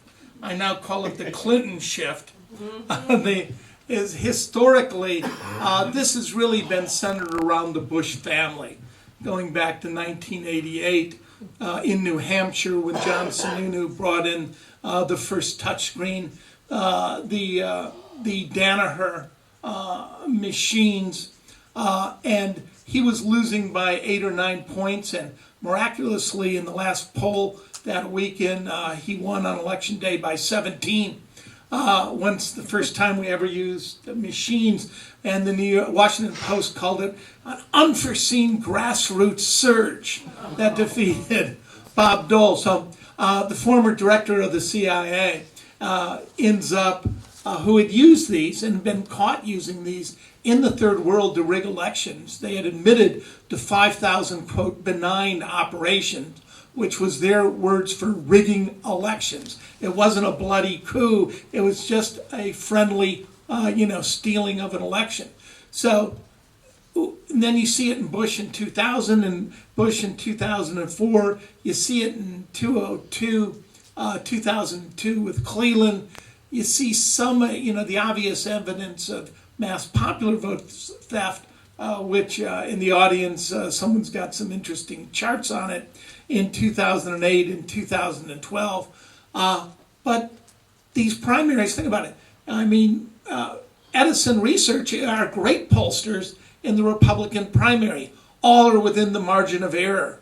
But they're getting 12 of them wrong and 10 of them really wrong out of 26, all in favor of Hillary Clinton. The fact that they're not randomized and some are going to Bernie Sanders, some are going to Hillary, indicates that this year, if you're going to bet on who can steal the best, bet on the Clintons. They steal bigger, which it's easier to see how they're stealing. I mean, yeah, the Bushes, they're sophisticated old money. They're not going to steal by 37 votes. That's got to be former kind of white trash Bill Clinton family stuff where you're going to go out and steal on that kind of super level. I mean, the stuff they're doing is so blatant and so implausible that, I'm betting on the Clintons this year. I have my own opinion. I actually think they're both successful at gaming the system because the establishment Republicans and it was connected with the Bush family, which, as you perhaps know, Laura Bush and Michelle Obama are now assisting and working together, campaigning together, and the Bush family basically supports Hillary. And George Bush Sr., you said, is voting for Hillary. Yeah, so. Yeah. So, they have had experience with Karl Rove in gaming the system. So my bet would be kind of equal, but it's hard to say. But they're all working for the Clintons. Yeah, that's true. No, you're right. That's right. You're right. They've now joined over there. So the other thing is I do want to say that there were, in the Guccifer downloads of the Clinton donors, there was Hard InterCivic, which is HIG Capital. That's an electronic voting machine that contributed very generously to the Clinton Foundation. And then there's Dominion, formerly known as Diebold, that contributed heavily. And when Hillary posted the list of donors on her site, well, hardly anybody knows what HIG Capital is, so that actually remained there. But Dominion was taken off, and they put another name in there instead. Laurie? Yeah, that should be illegal.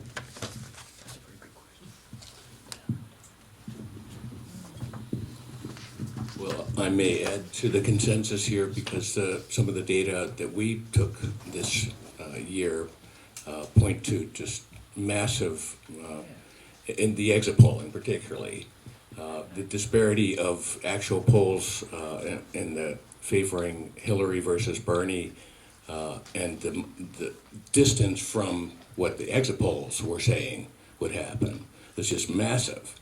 But when you look at the Republican races, all the Republican races were basically, the final results were within about 3% of the exit poll determination. So I think it's falling on the left of center this time. I would add to that, that's the same finding that I've had in all the canvassing that I've done. Because like I said, when the data comes in, if you break it down into piles, you got your vote by mail, you got your precinct, and then you have your provisionals, and they're all from the same county, and that they're all substantial, and when you find spread so far apart, because usually when voting, for years, I've always saw that the vote by mail and the precinct vote were pretty much hand in hand, percentagely. Now, it could be a lot more vote by mail, but the percentages, if you win by 55% in the precinct vote, I could believe if you had 49 in the vote by mail or, something like that. But I've never seen the spreads that I saw in Arizona, that I saw in different kinds of vote by mails. Illinois, wow, when I canvassed that one, I guess it was like 69% went for Hillary in the vote by mail. Michigan, and then in the other side, in the precinct vote, it was still huge percentagesly. And so it indicates there's something really wrong with the system. And what's really wrong is, like I said, we need elections that are transparent, that are trackable and publicly verifiable. If you want to go ahead and buy these kind of results without having them verified, then I got a bridge I can sell you. The Golden Gate's right over here. So, let's go ahead and change this system and stand up. Thank you. Right. Yeah.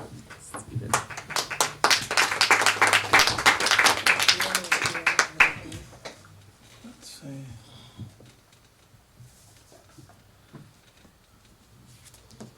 Will these machines be banned now?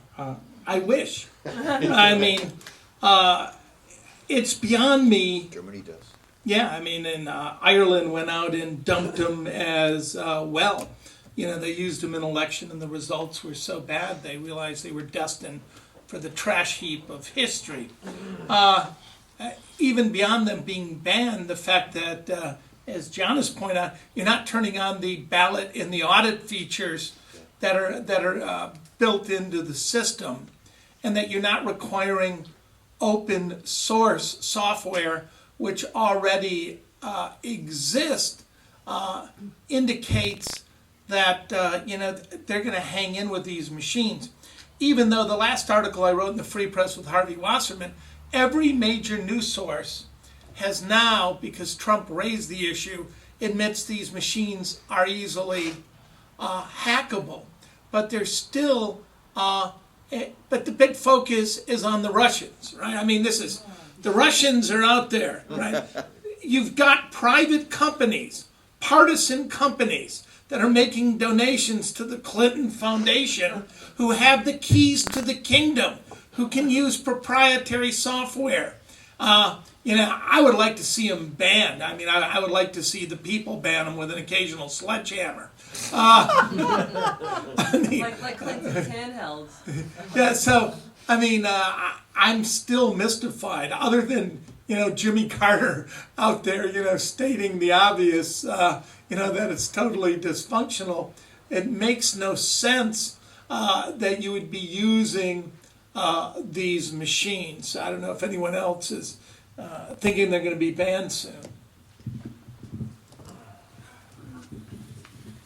I think it's wishful thinking at this point in time unless we as a people stand up and say that we've had enough. It's up to us, okay? It's up to people to stand up. And I work at a group of people I've worked with for 12 years. And Margaret Mead was right. A few committed citizens can change the world, okay? But I think if you turn it to a committee, we're in trouble, okay? And I think it's very important that we do go ahead and form groups across the country, find like-minded people to work with. I would rather have 10 groups with 10 people each than one group with 100 people, because maybe we'll have 10 people do the work rather than 3 and 100. I would rather go ahead and get 10 letters fired off. You want to meet with me? I've got a court case. I want you to be at the Board of Supervisors meeting when we go to them and talk to them and get our 3 minutes. In the courtroom, we need activism that is going to go ahead and chip at the columns of a corrupt system. Yes, as a good friend of mine, Susan Pinshaw, said in the movie Hacking Democracy, we live in a country that makes believe that we are that other country. There's no doubt in my mind that elections are manipulated. Proving it is very hard because they don't give you access. Like we're talking about, the code is secret, but we can do things. We chip at the columns. We go ahead and do TROs. We do special actions. Our election system is built on procedures. We need procedures, yes, but we need a system that is evidentiary, that proves that we should trust and verify, like Reagan would say. I add to it, no trust, no effing trust at all, verify, no trust. We have to go ahead and be confrontational. But there's a way of being confrontational. You know, I teach the 7 C's: character, capacity, credibility, civility. That's a big part of the game, okay? Country, citizenship. The biggest C that we all need to develop is called courage. Not to be afraid to stand up. You know, open your heart up and take a look. You know what motivates me is my grandchildren and my children. And knowing that we, as a people, let this happen. You know, in closing on my part, I was 18 years old the first time I voted. And it was a dirty election. It was Richard Nixon, okay? And I want to tell you where I was at 18 years old. I was in the Young Men's Correctional Center for Drugs. After that, I became a psychotherapist. I did that for 5 years. But you know, I voted in prison. You know, I've done one election in the last 12 years that I was so proud to be part of. It was the Apache Indian tribe had me and Jim March come in and oversee their election. And I was so proud that when I saw a precinct surrounded by people like it was a holiday and a fiesta, they're out there, neighbors, and they're talking, and then a bus pulls up. And what I saw brought tears to my eyes. I saw guys in orange jumpsuits come out and walk into the precinct and vote at their precinct. And what the tribe was saying, yeah, you made a mistake and you're in jail, but you're still part of our community. Wow. And you know what that meant to me? To know that there is redemption, that a person like me who made mistakes as a young man because I came from a broken family that was damaged, that I was able to survive that and then raise what I have and know that I'm in a country that, you know, that 10% of the people in Florida can't vote because they had a felony. 4%, I mean, it's Bob, it's in your book, I believe you have all these statistics. It's sad. And the only way we're going to change it is if we learn how to be the we again. And I mean be the we, the people, because it has the power. You know, we're constantly going to keep growing and changing, and we all have to really come to that grip. It's up to us what's going to happen. The future lays in our hand. And to the viewers out there, please stand up, study the problem. Let's make a change, and we can do it. And thank you.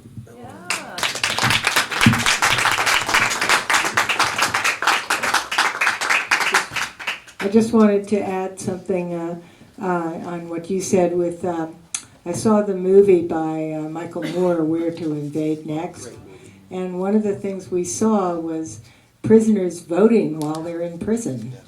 And one of the things is if you've done your time here, I mean, and you can't be a part of looking at the system, how can you feel anything other than alienated?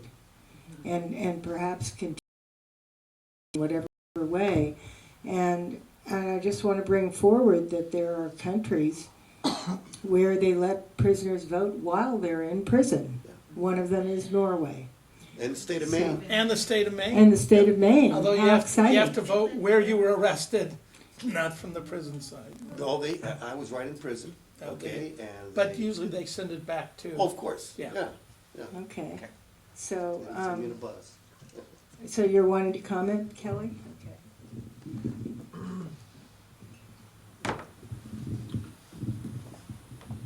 Yeah, I want to communicate something really important. Of course, Russia came up again, and it always comes up, and Hillary, Russia, and well, I guess maybe she could thank Vladimir Putin for handing her California.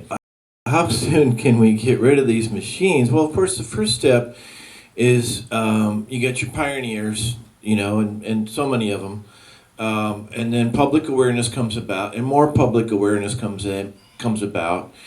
I have seen such a beauty of how we're all working together, even if we don't agree politically, right forward, upside down, whatever we are. It's a beautiful unifying thing.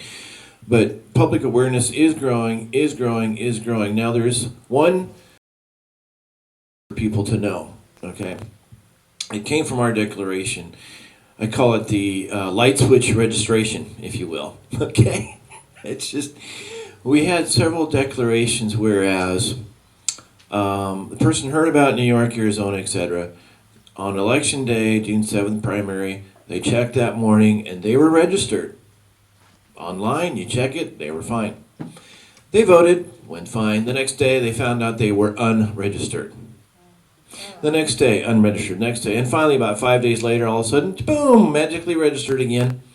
But what I'm saying is really important. Get this out to your friends through Facebook, telephone, telegraph if you have to. Basically, check your registration the day before the election. Okay, online, most states have it. The day of the election and several days thereafter. And what this declarant stated, we might see a lot of this pop up, and then we're going to have a lot more people, a lot more awareness, etc., etc. So it's important to. What's really frightening here is if this guy had not known to check his registration, he wouldn't have done it. So, you get the two software. Oh, not registered. Don't count it. It happens to be state law. Very clandestine. So as we continue with public awareness and pioneers moving forward, I think we're going to have what we need.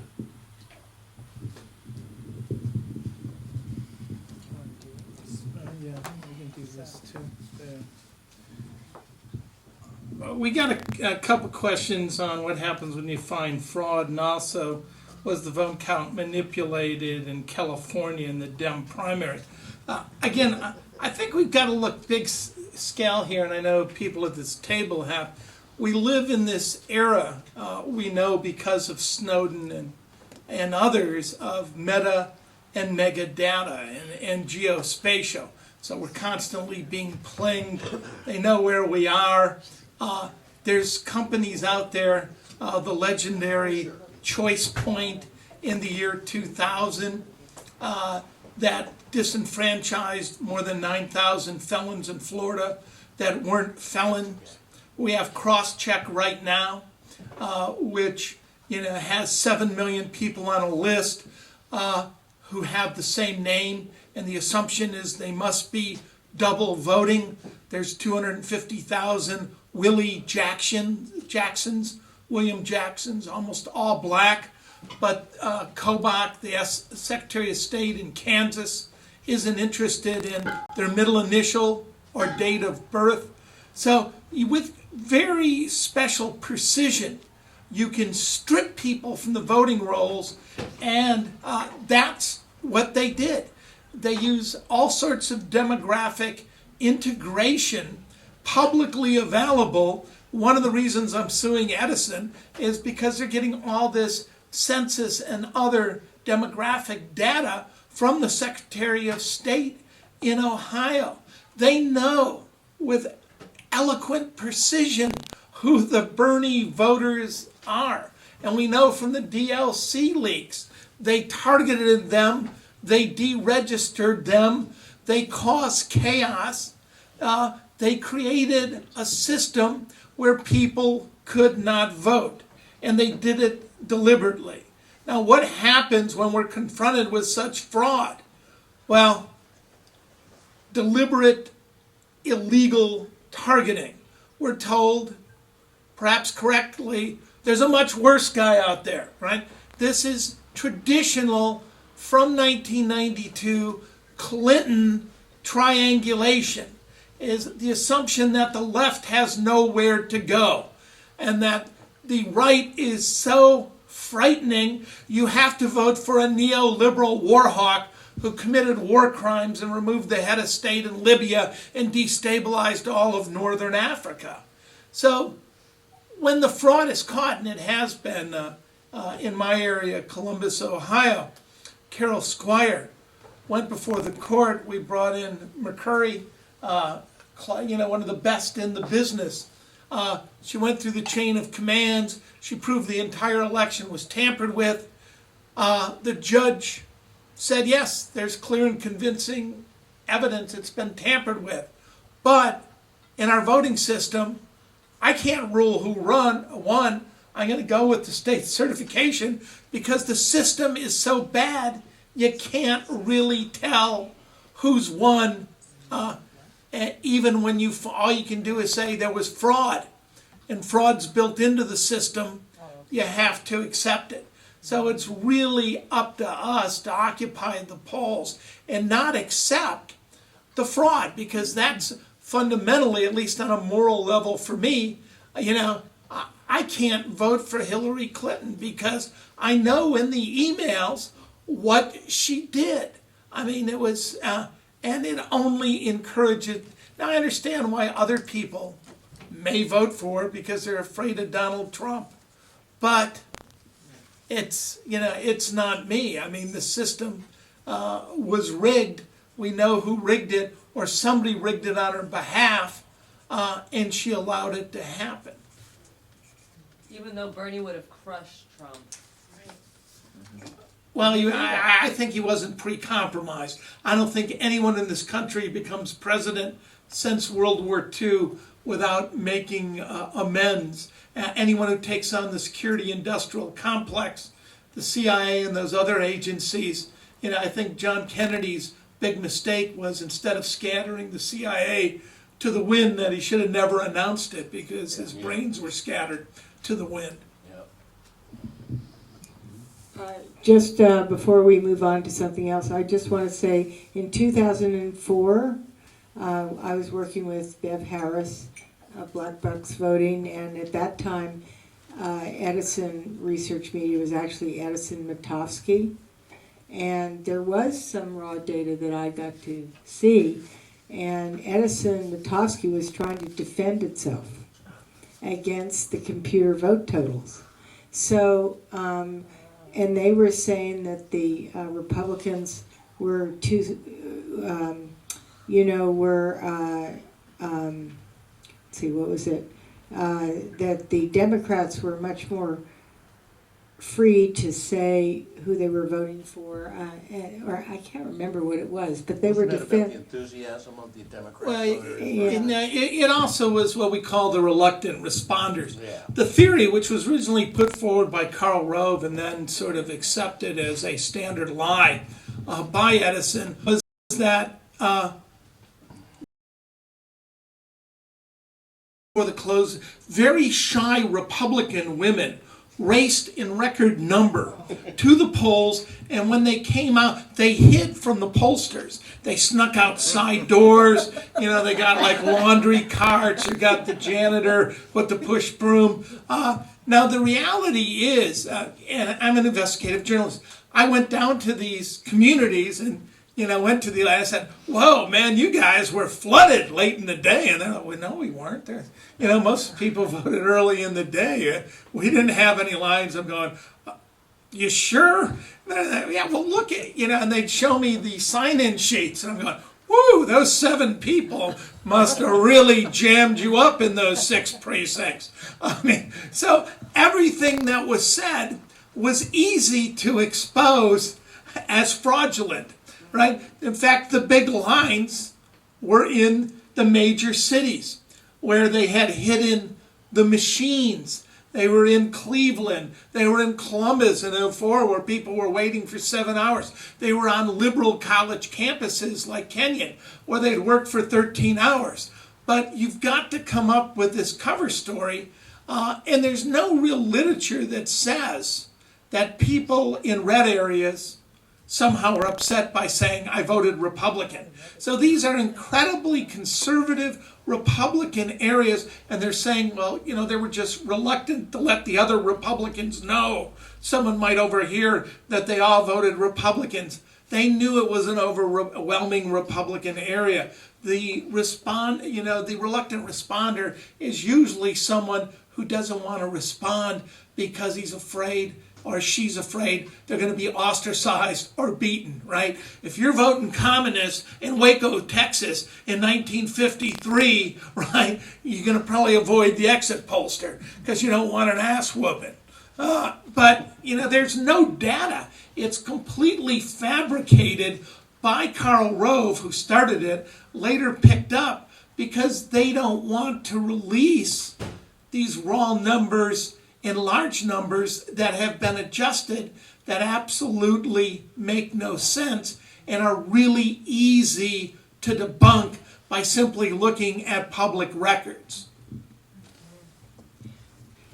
So that was the, in '04 was the last time that I heard Edison Matovsky defend their exit polls, and what that was the last time any little bit of raw data, as far as I know, leaked out.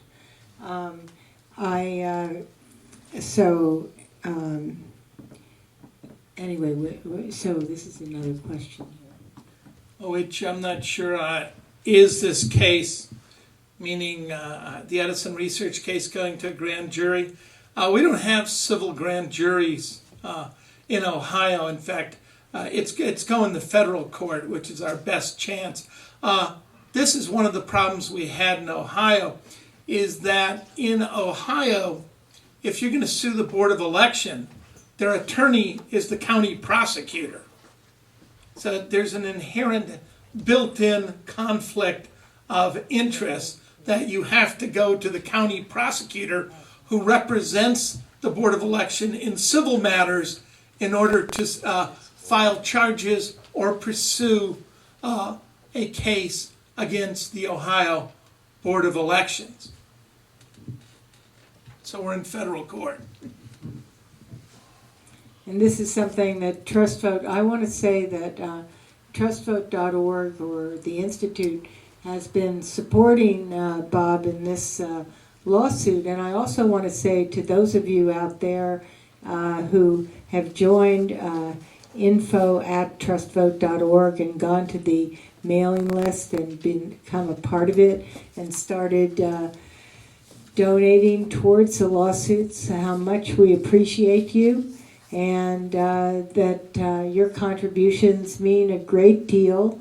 And speaking for myself, I see your contributions as a mandate for me to continue with it, since I'm also asking, and we are asking for money to support the lawsuits, and I want to thank you for it. And I don't think that we could proceed really without your caring and support. I do also want to say that things come into our email address at info@trustvote.org, sometimes offering key ideas, resources of people and lawsuits. For example, one of the lawyers that called in, Alan Garassi, ended up being a key lawyer in the lawsuit down in San Diego against the registrar Michael Vu. And so the networking that we've been able to produce with info@trustvote.org, of which you can be a part of, has been very useful. So once again, I suggest to join the mailing list. And we also send out, we have special articles that we put forward, movies, links, many different things. And one's coming out shortly on John Brakey's system of ballot imaging. So again, if you care about this, join our mailing list, because we do even more to our mailing list than we post on the website some of the time, but not all the time. But and we send flash announcements on things, and so I hope you join us on it. And also, we very much appreciate your contributions, because we're all in it together. So I just wanted to say that. So do we have another question yet? All the cases get dismissed because the Department of Justice is totally corrupt. Can you address this? Well, totally is an all-inclusive word. Mostly, now, the Department of, some of them weren't dismissed out of hand. The lawsuit that Cliff Arnebeck and I engaged in 2006 lasted to 2011. And really, the dismissal was more premised on the tragic death of the key witness, Michael Connell, who had constructed the system, right? We had gotten a fair amount of discovery. Just let me remind you is that Cliff and I had gotten the ballots, right? We fought in '06 and, got the ballots to be sent to a warehouse. And that's when it turned out that these federal ballots, right before the deadline, were supposed to be saved for 2 years in 56 of the counties.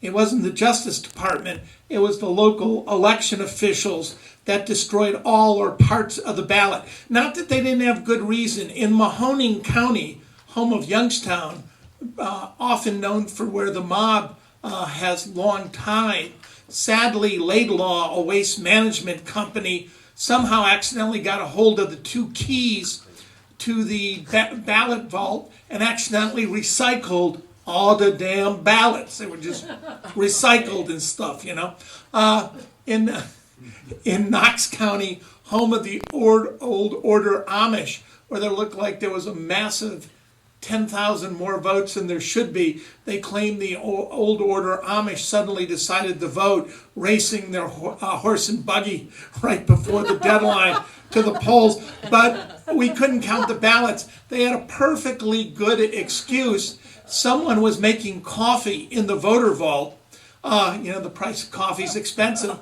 And it was a big one. It was like a 12-cupper. Fell over and destroyed 20,000 ballots.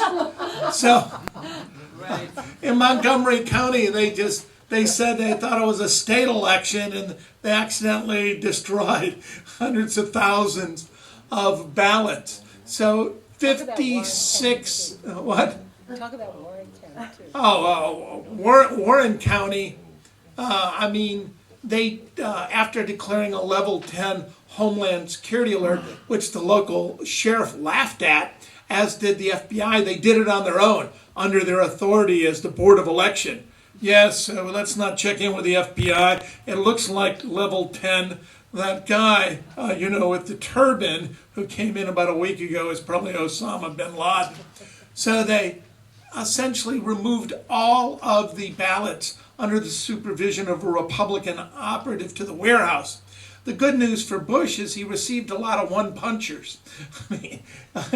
A tremendous, and Richard Hayes Phillips went down there and actually videoed these, took pictures of them digitally. But this one area has got all these one-punches for Bush.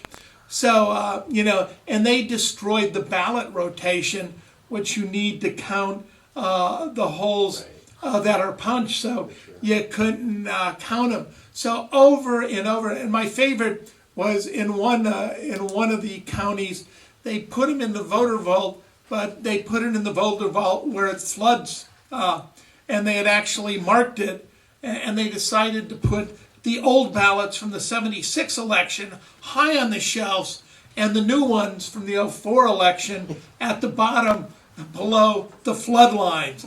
And lo and behold, the voter vault that always floods when it rains, flooded and destroyed the ballots. So part of the problem, it's not just the feds, which granted have a bad record in many cases. It's these local election officials of both parties that are in collusion together, right? Remember the story of Cheryl Eaton. Cheryl Eaton was the assistant, the Democratic in Hocking County, and a lot of people don't know this, but the people who do most of the maintenance in the electronic poll books in Ohio are the Rapp family. They're most well known for the butterfly ballot in Florida in 2000 that cost Gore the election. So when they're not busy helping counties count ballots, they're one of the leading right-to-life forces in the state, stopping the unborn baby Holocaust. They're major contributors. They're always protesting. These are the people that are doing the maintenance in the poll books. But they're friendly and they give good service. They showed up in Hocking County without an appointment and to fix the central tabulator for the recount.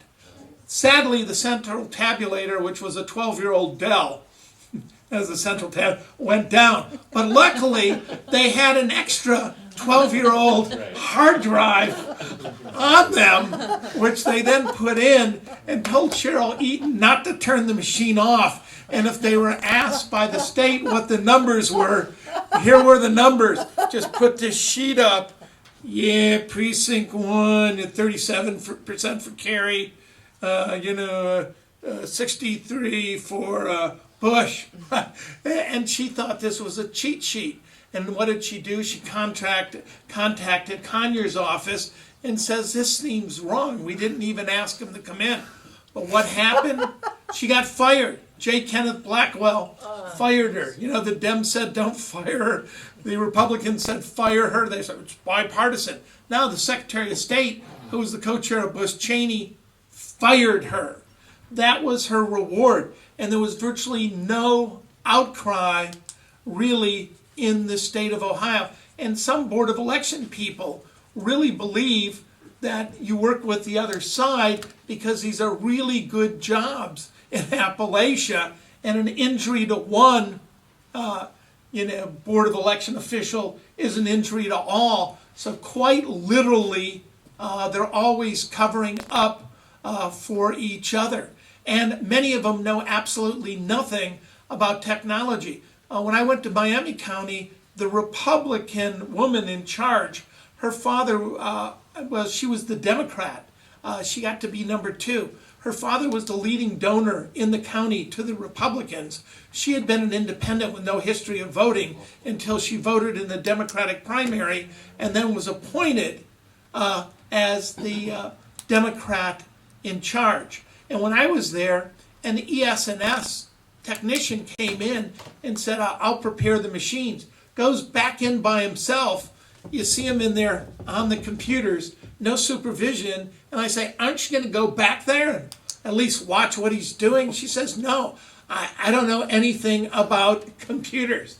So you got a guy in there fixing the computers. He's got the keys to the kingdoms. So we want to talk about the Russians when I've seen technicians on election day walk into voting places, unplug machines, pull them offline, or push new machines in. How do you know if there's any votes on them already? We simply allow anyone with a badge on that says I'm with a private company complete access throughout the state of Ohio and elsewhere to the central tabulators. I mean, people showed up and put in new patches in 2004 and in 2012 all over Ohio. I mean, secret patches, if they weren't leaked by, ethical Republicans at the Secretary of State's office, they would have had all of these unknown patches only the Secretary of State would have known about.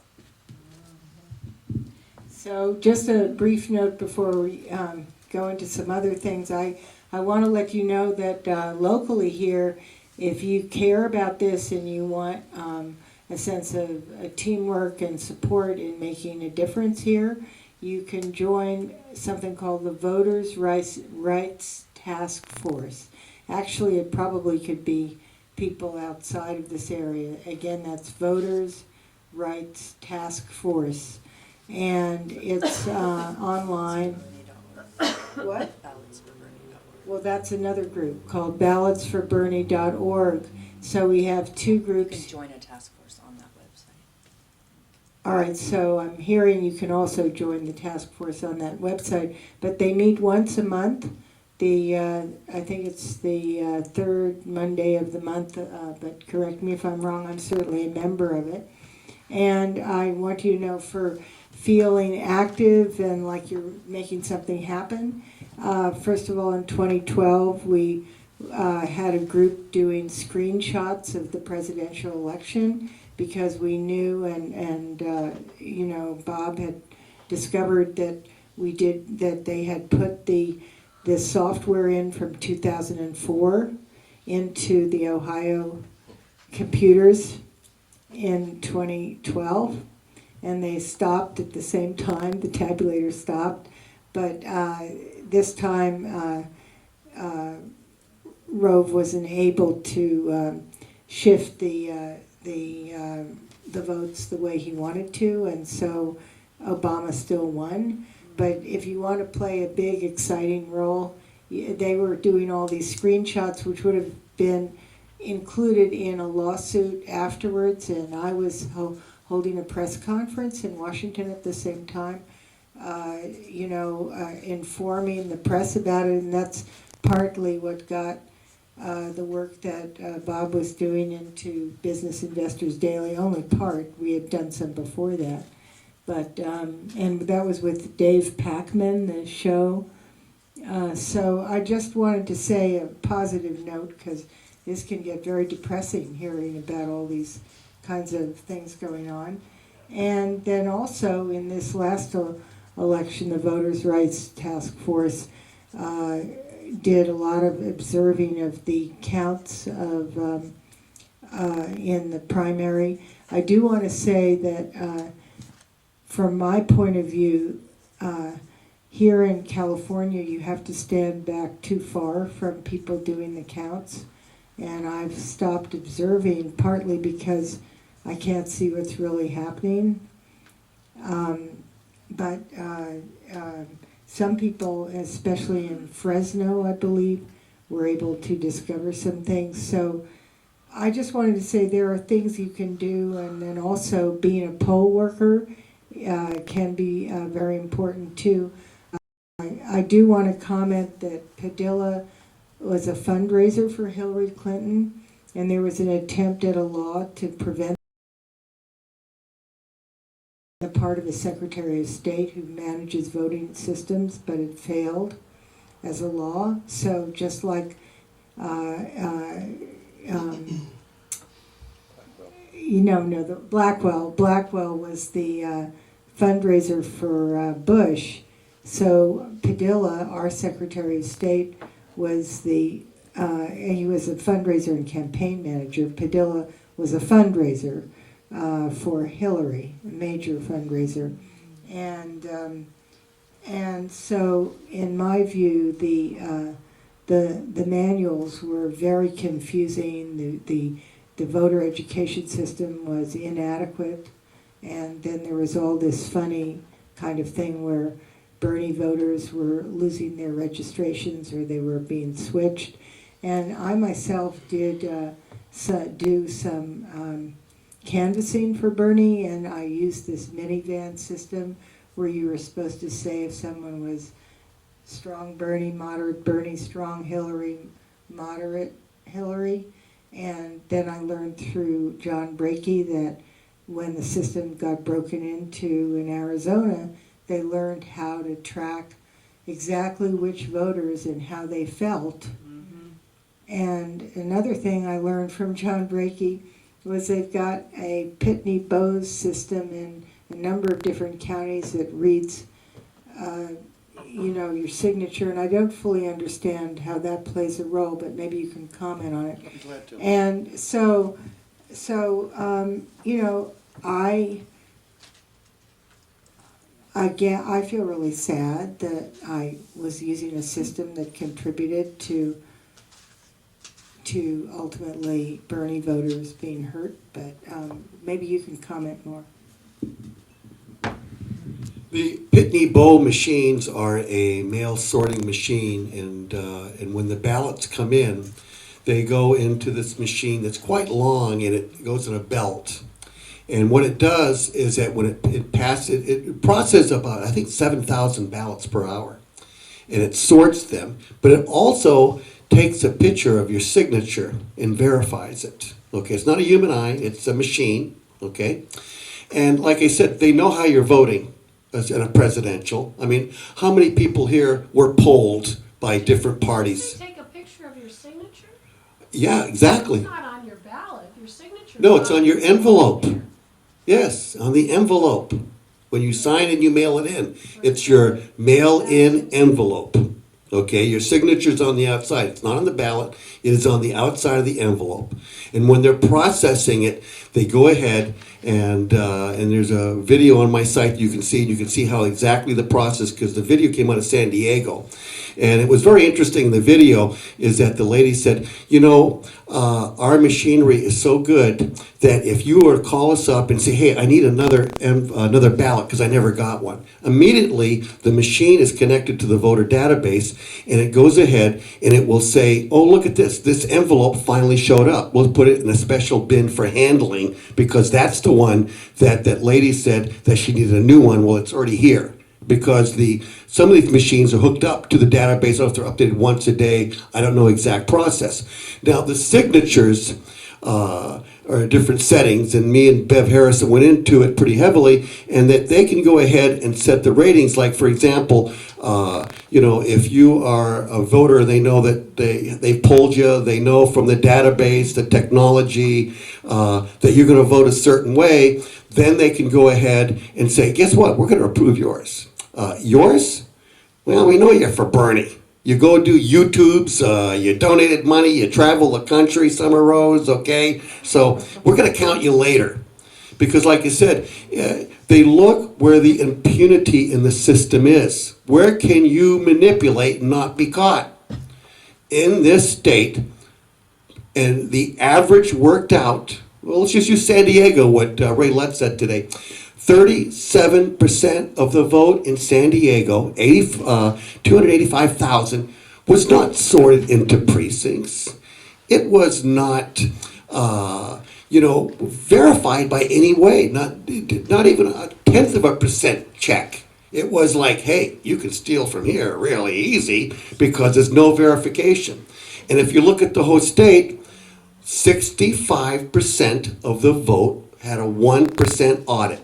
35% of the vote never got audited. Your state law says that they're supposed to verify 1% of all the votes, not 1% of 65%. Okay? And so basically, you got a stack on the front end, you stripped or you somehow pushed people off, okay, into provisionals at the precincts, because, you know, you don't wind up with results like, gee, the first batch of vote by mail we count, Hillary wins by 26.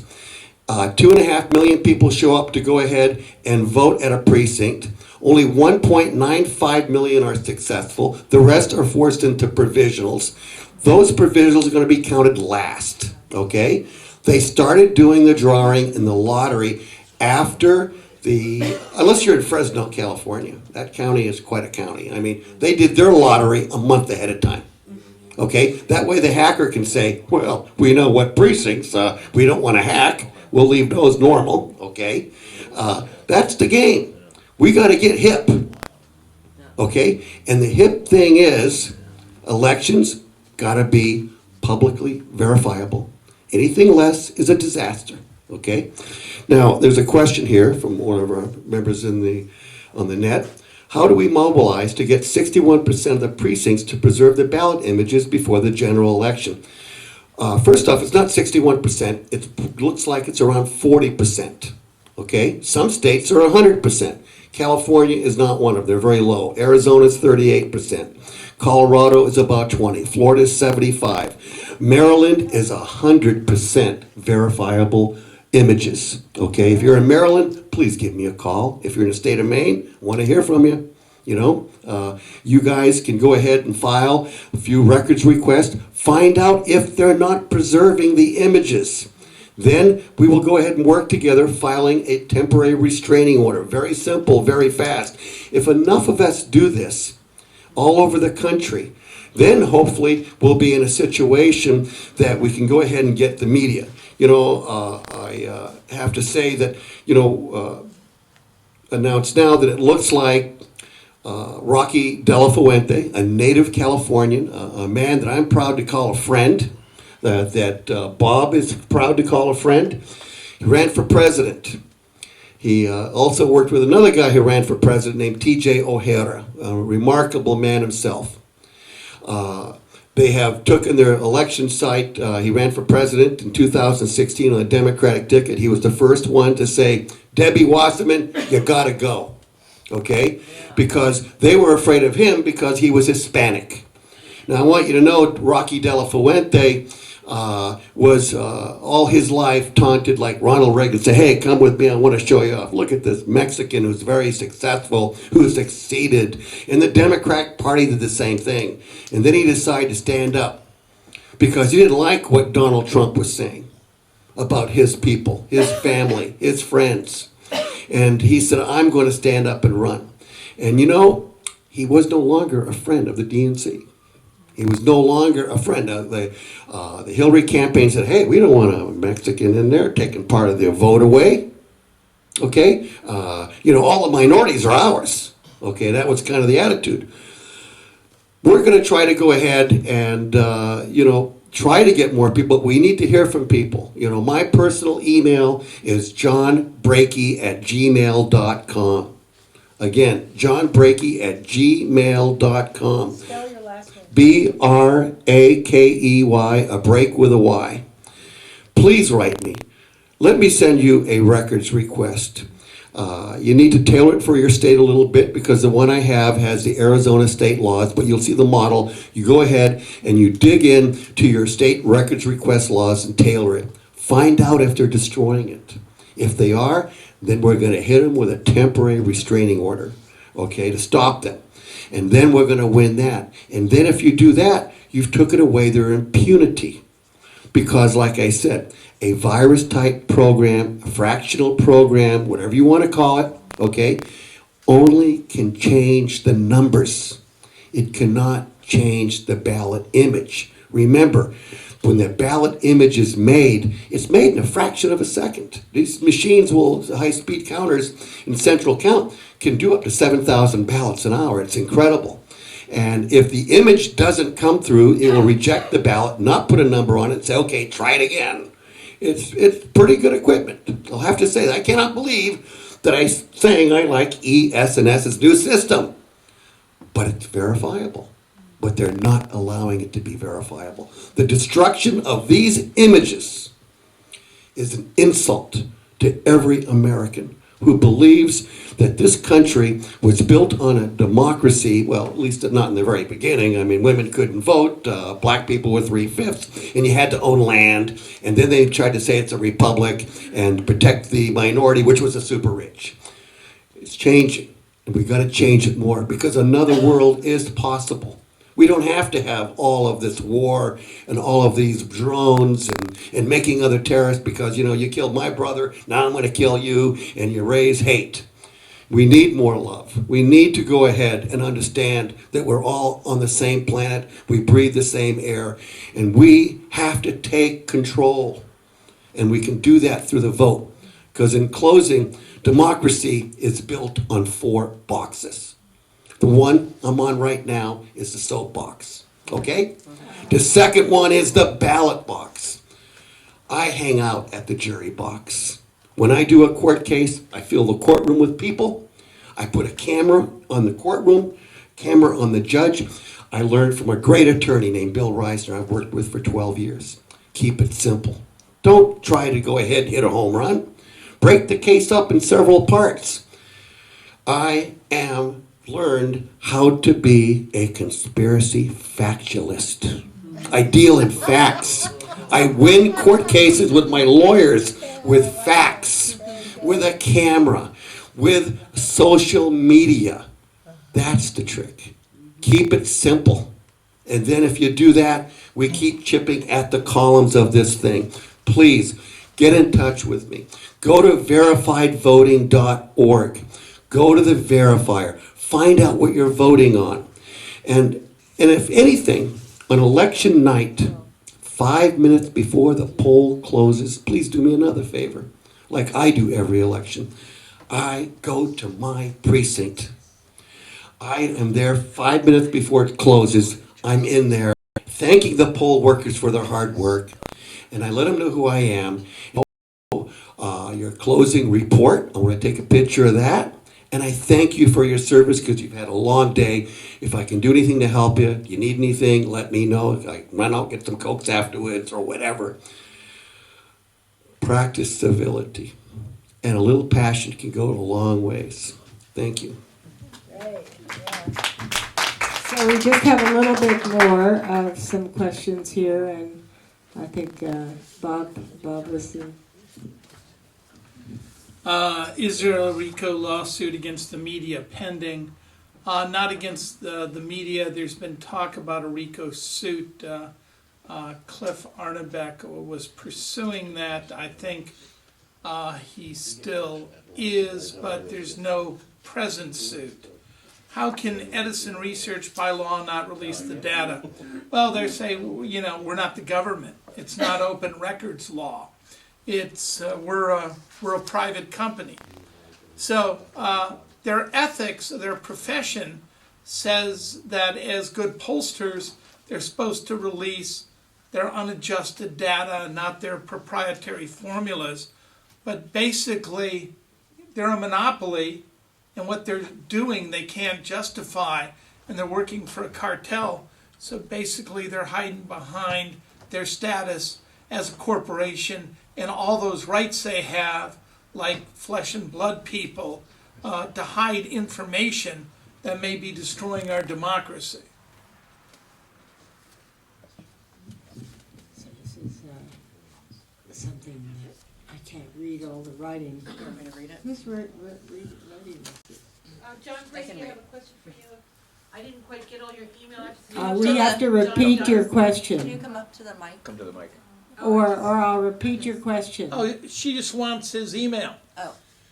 What is John Brakey's email? Spell it slow.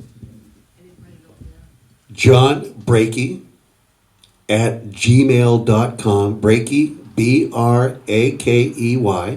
And also Facebook me, and John Roberts with an S, Brakey, because I use my personal page, and then from there I'll be able to turn you on to other links that I do on other sites. Because when I go into a community, I try to build a social network page for the community, and I have several of those. And because it's certain counties that I work very closely with in the state of Arizona. And so I have different groups in different counties.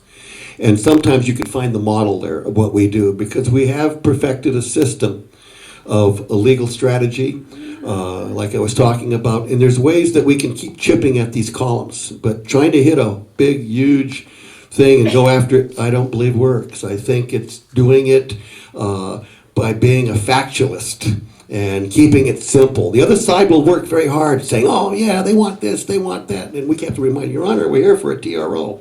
Okay? We're not here about the ballot images yet.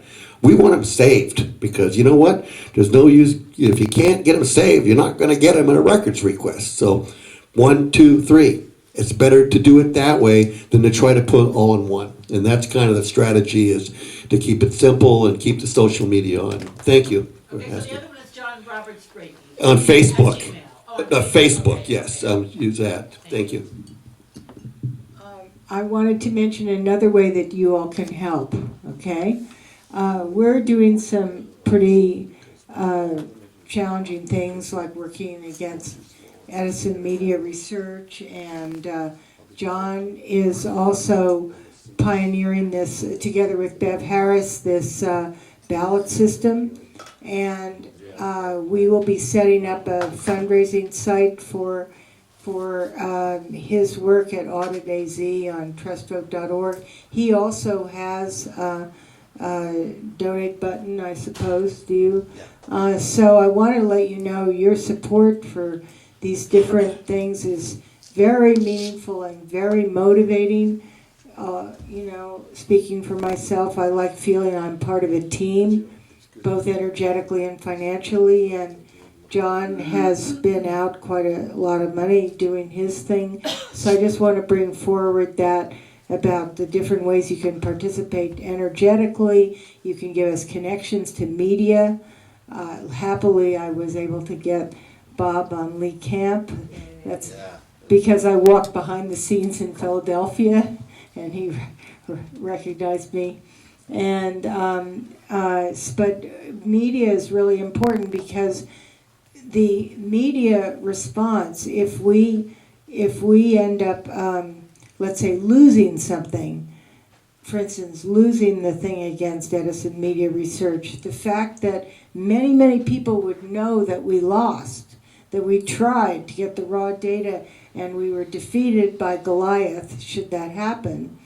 That's an important lesson for all Americans to know for the next time, okay? And just like, and also your work with the civil grand jury and other things, these are all possible strategies, and educating people about strategies. I mean, that's a lot of what TrustVote.org, which is a 501c3, by the way, in case anyone would like to make some somewhat larger donations, is about. That our primary goal is to educate and then move people into an action together, that we all move into action together to change the system. So. Comment if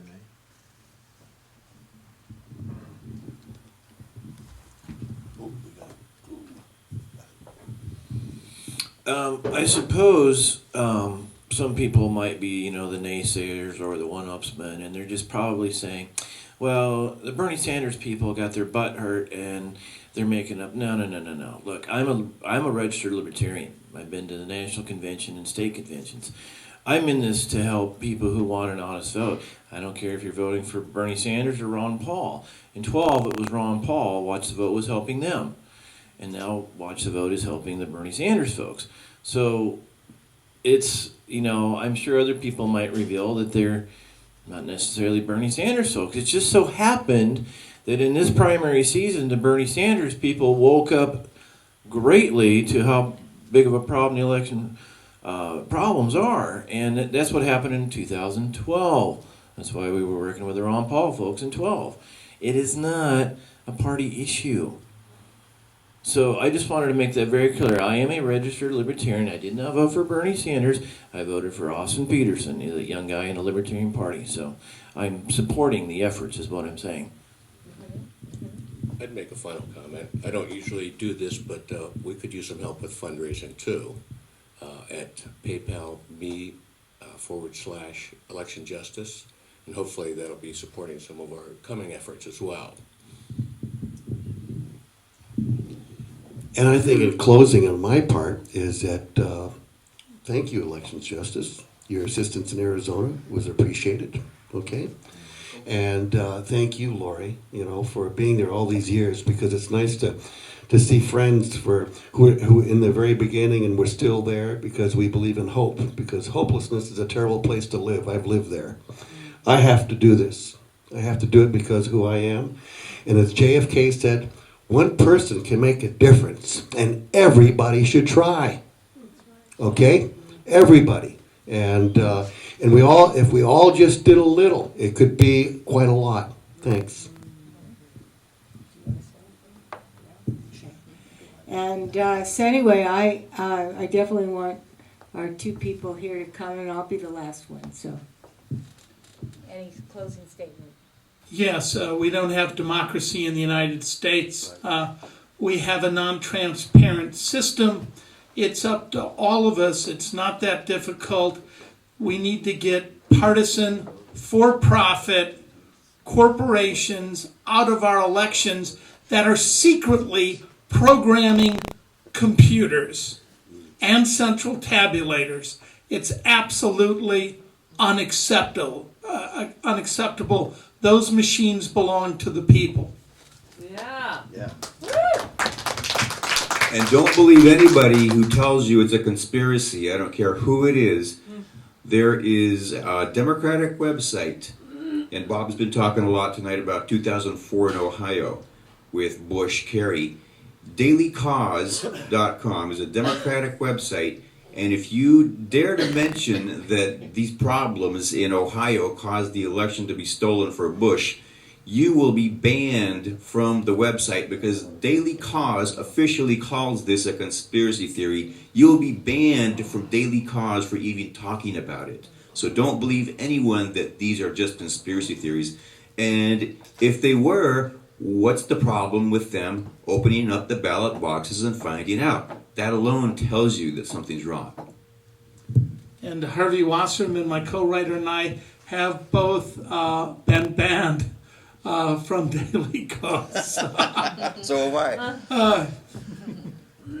Do you have your book with you? No, but I sold out. What is Got it a few called? left. Oh, you've It's sold called out? the Strip Oh. and Flip Selection of 2016. Actually, I've got a few more back. They'll be around tomorrow. So if you come down to the conference, I'll probably discount them so I don't have to take them on the plane.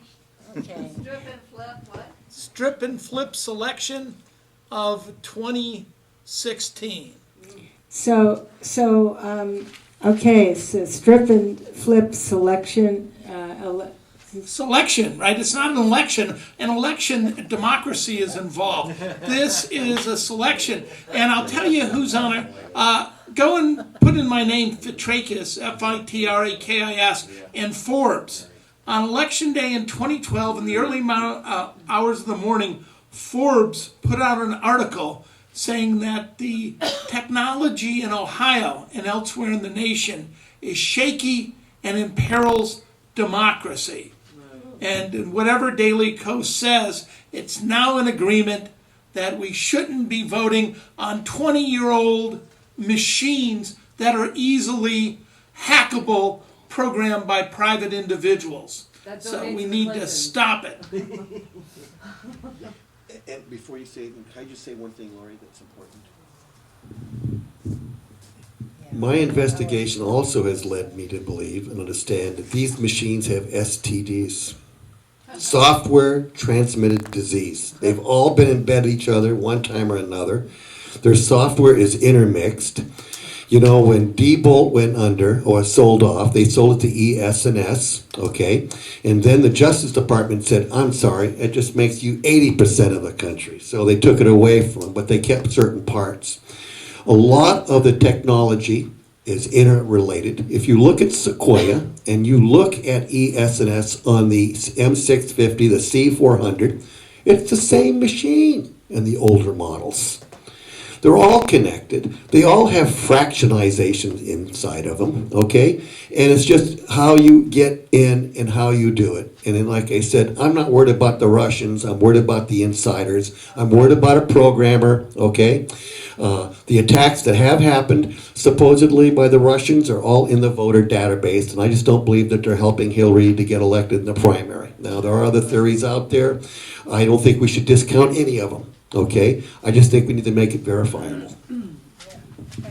Yeah, because we expect that you're going to be hearing charges of election fraud this time, this election, from whatever party loses, for sure. Okay? I want to say that there was a question, what's the best thing for us to do?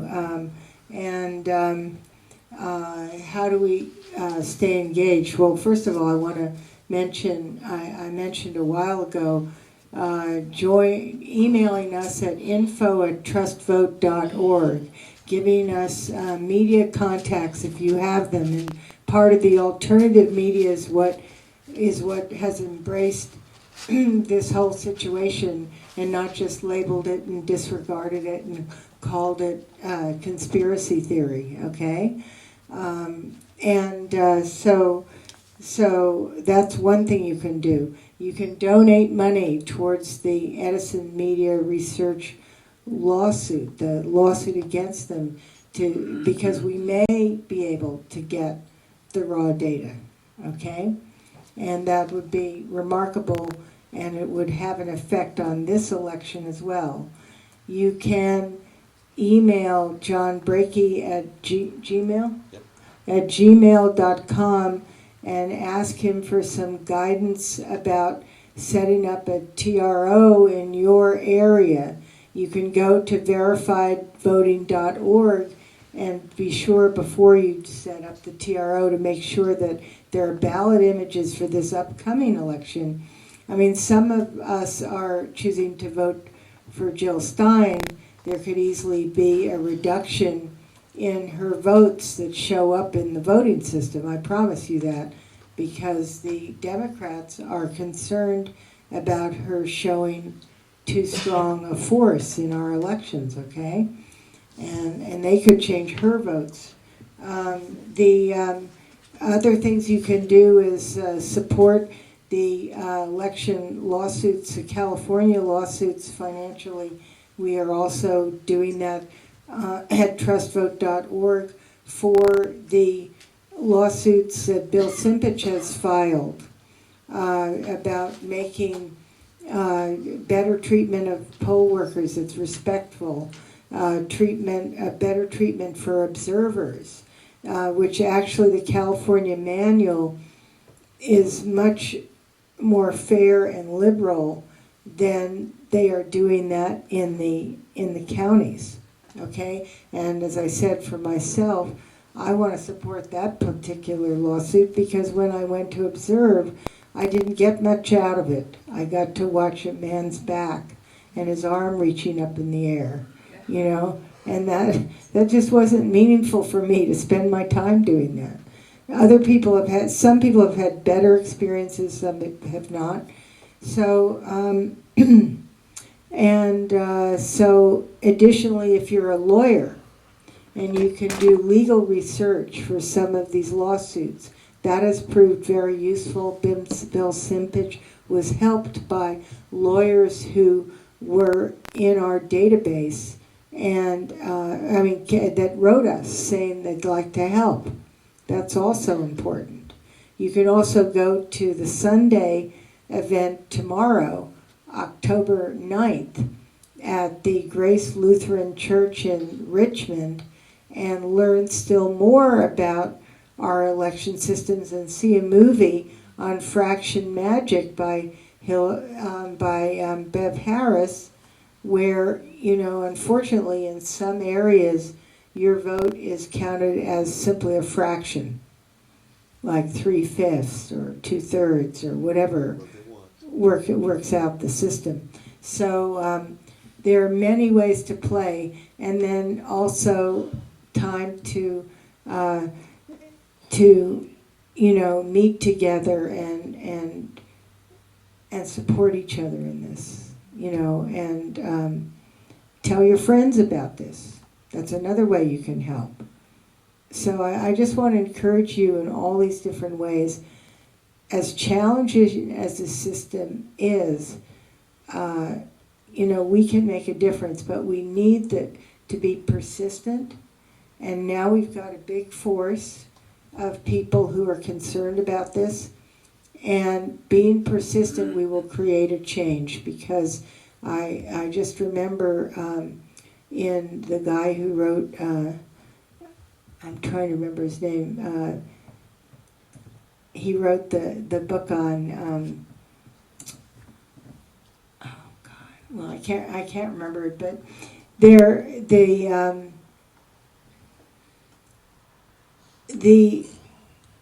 the establishment wants you to get tired and not fight, and to be settled within your life, and kind of believe in the system. You can't go there because it'll only promote it further, all right? So I really want, get some friends together, support each other in it, party some of the time so you get to be juiced up, or whatever other kind of juice you can share with your friends. So you mix friendship in with activism, not just being activists. So that's about all I can do in answering this question, okay? Thank you, Lori. All right, so thank you, and thank you all of you. Yeah, thank you all of you here. Thank you. All right.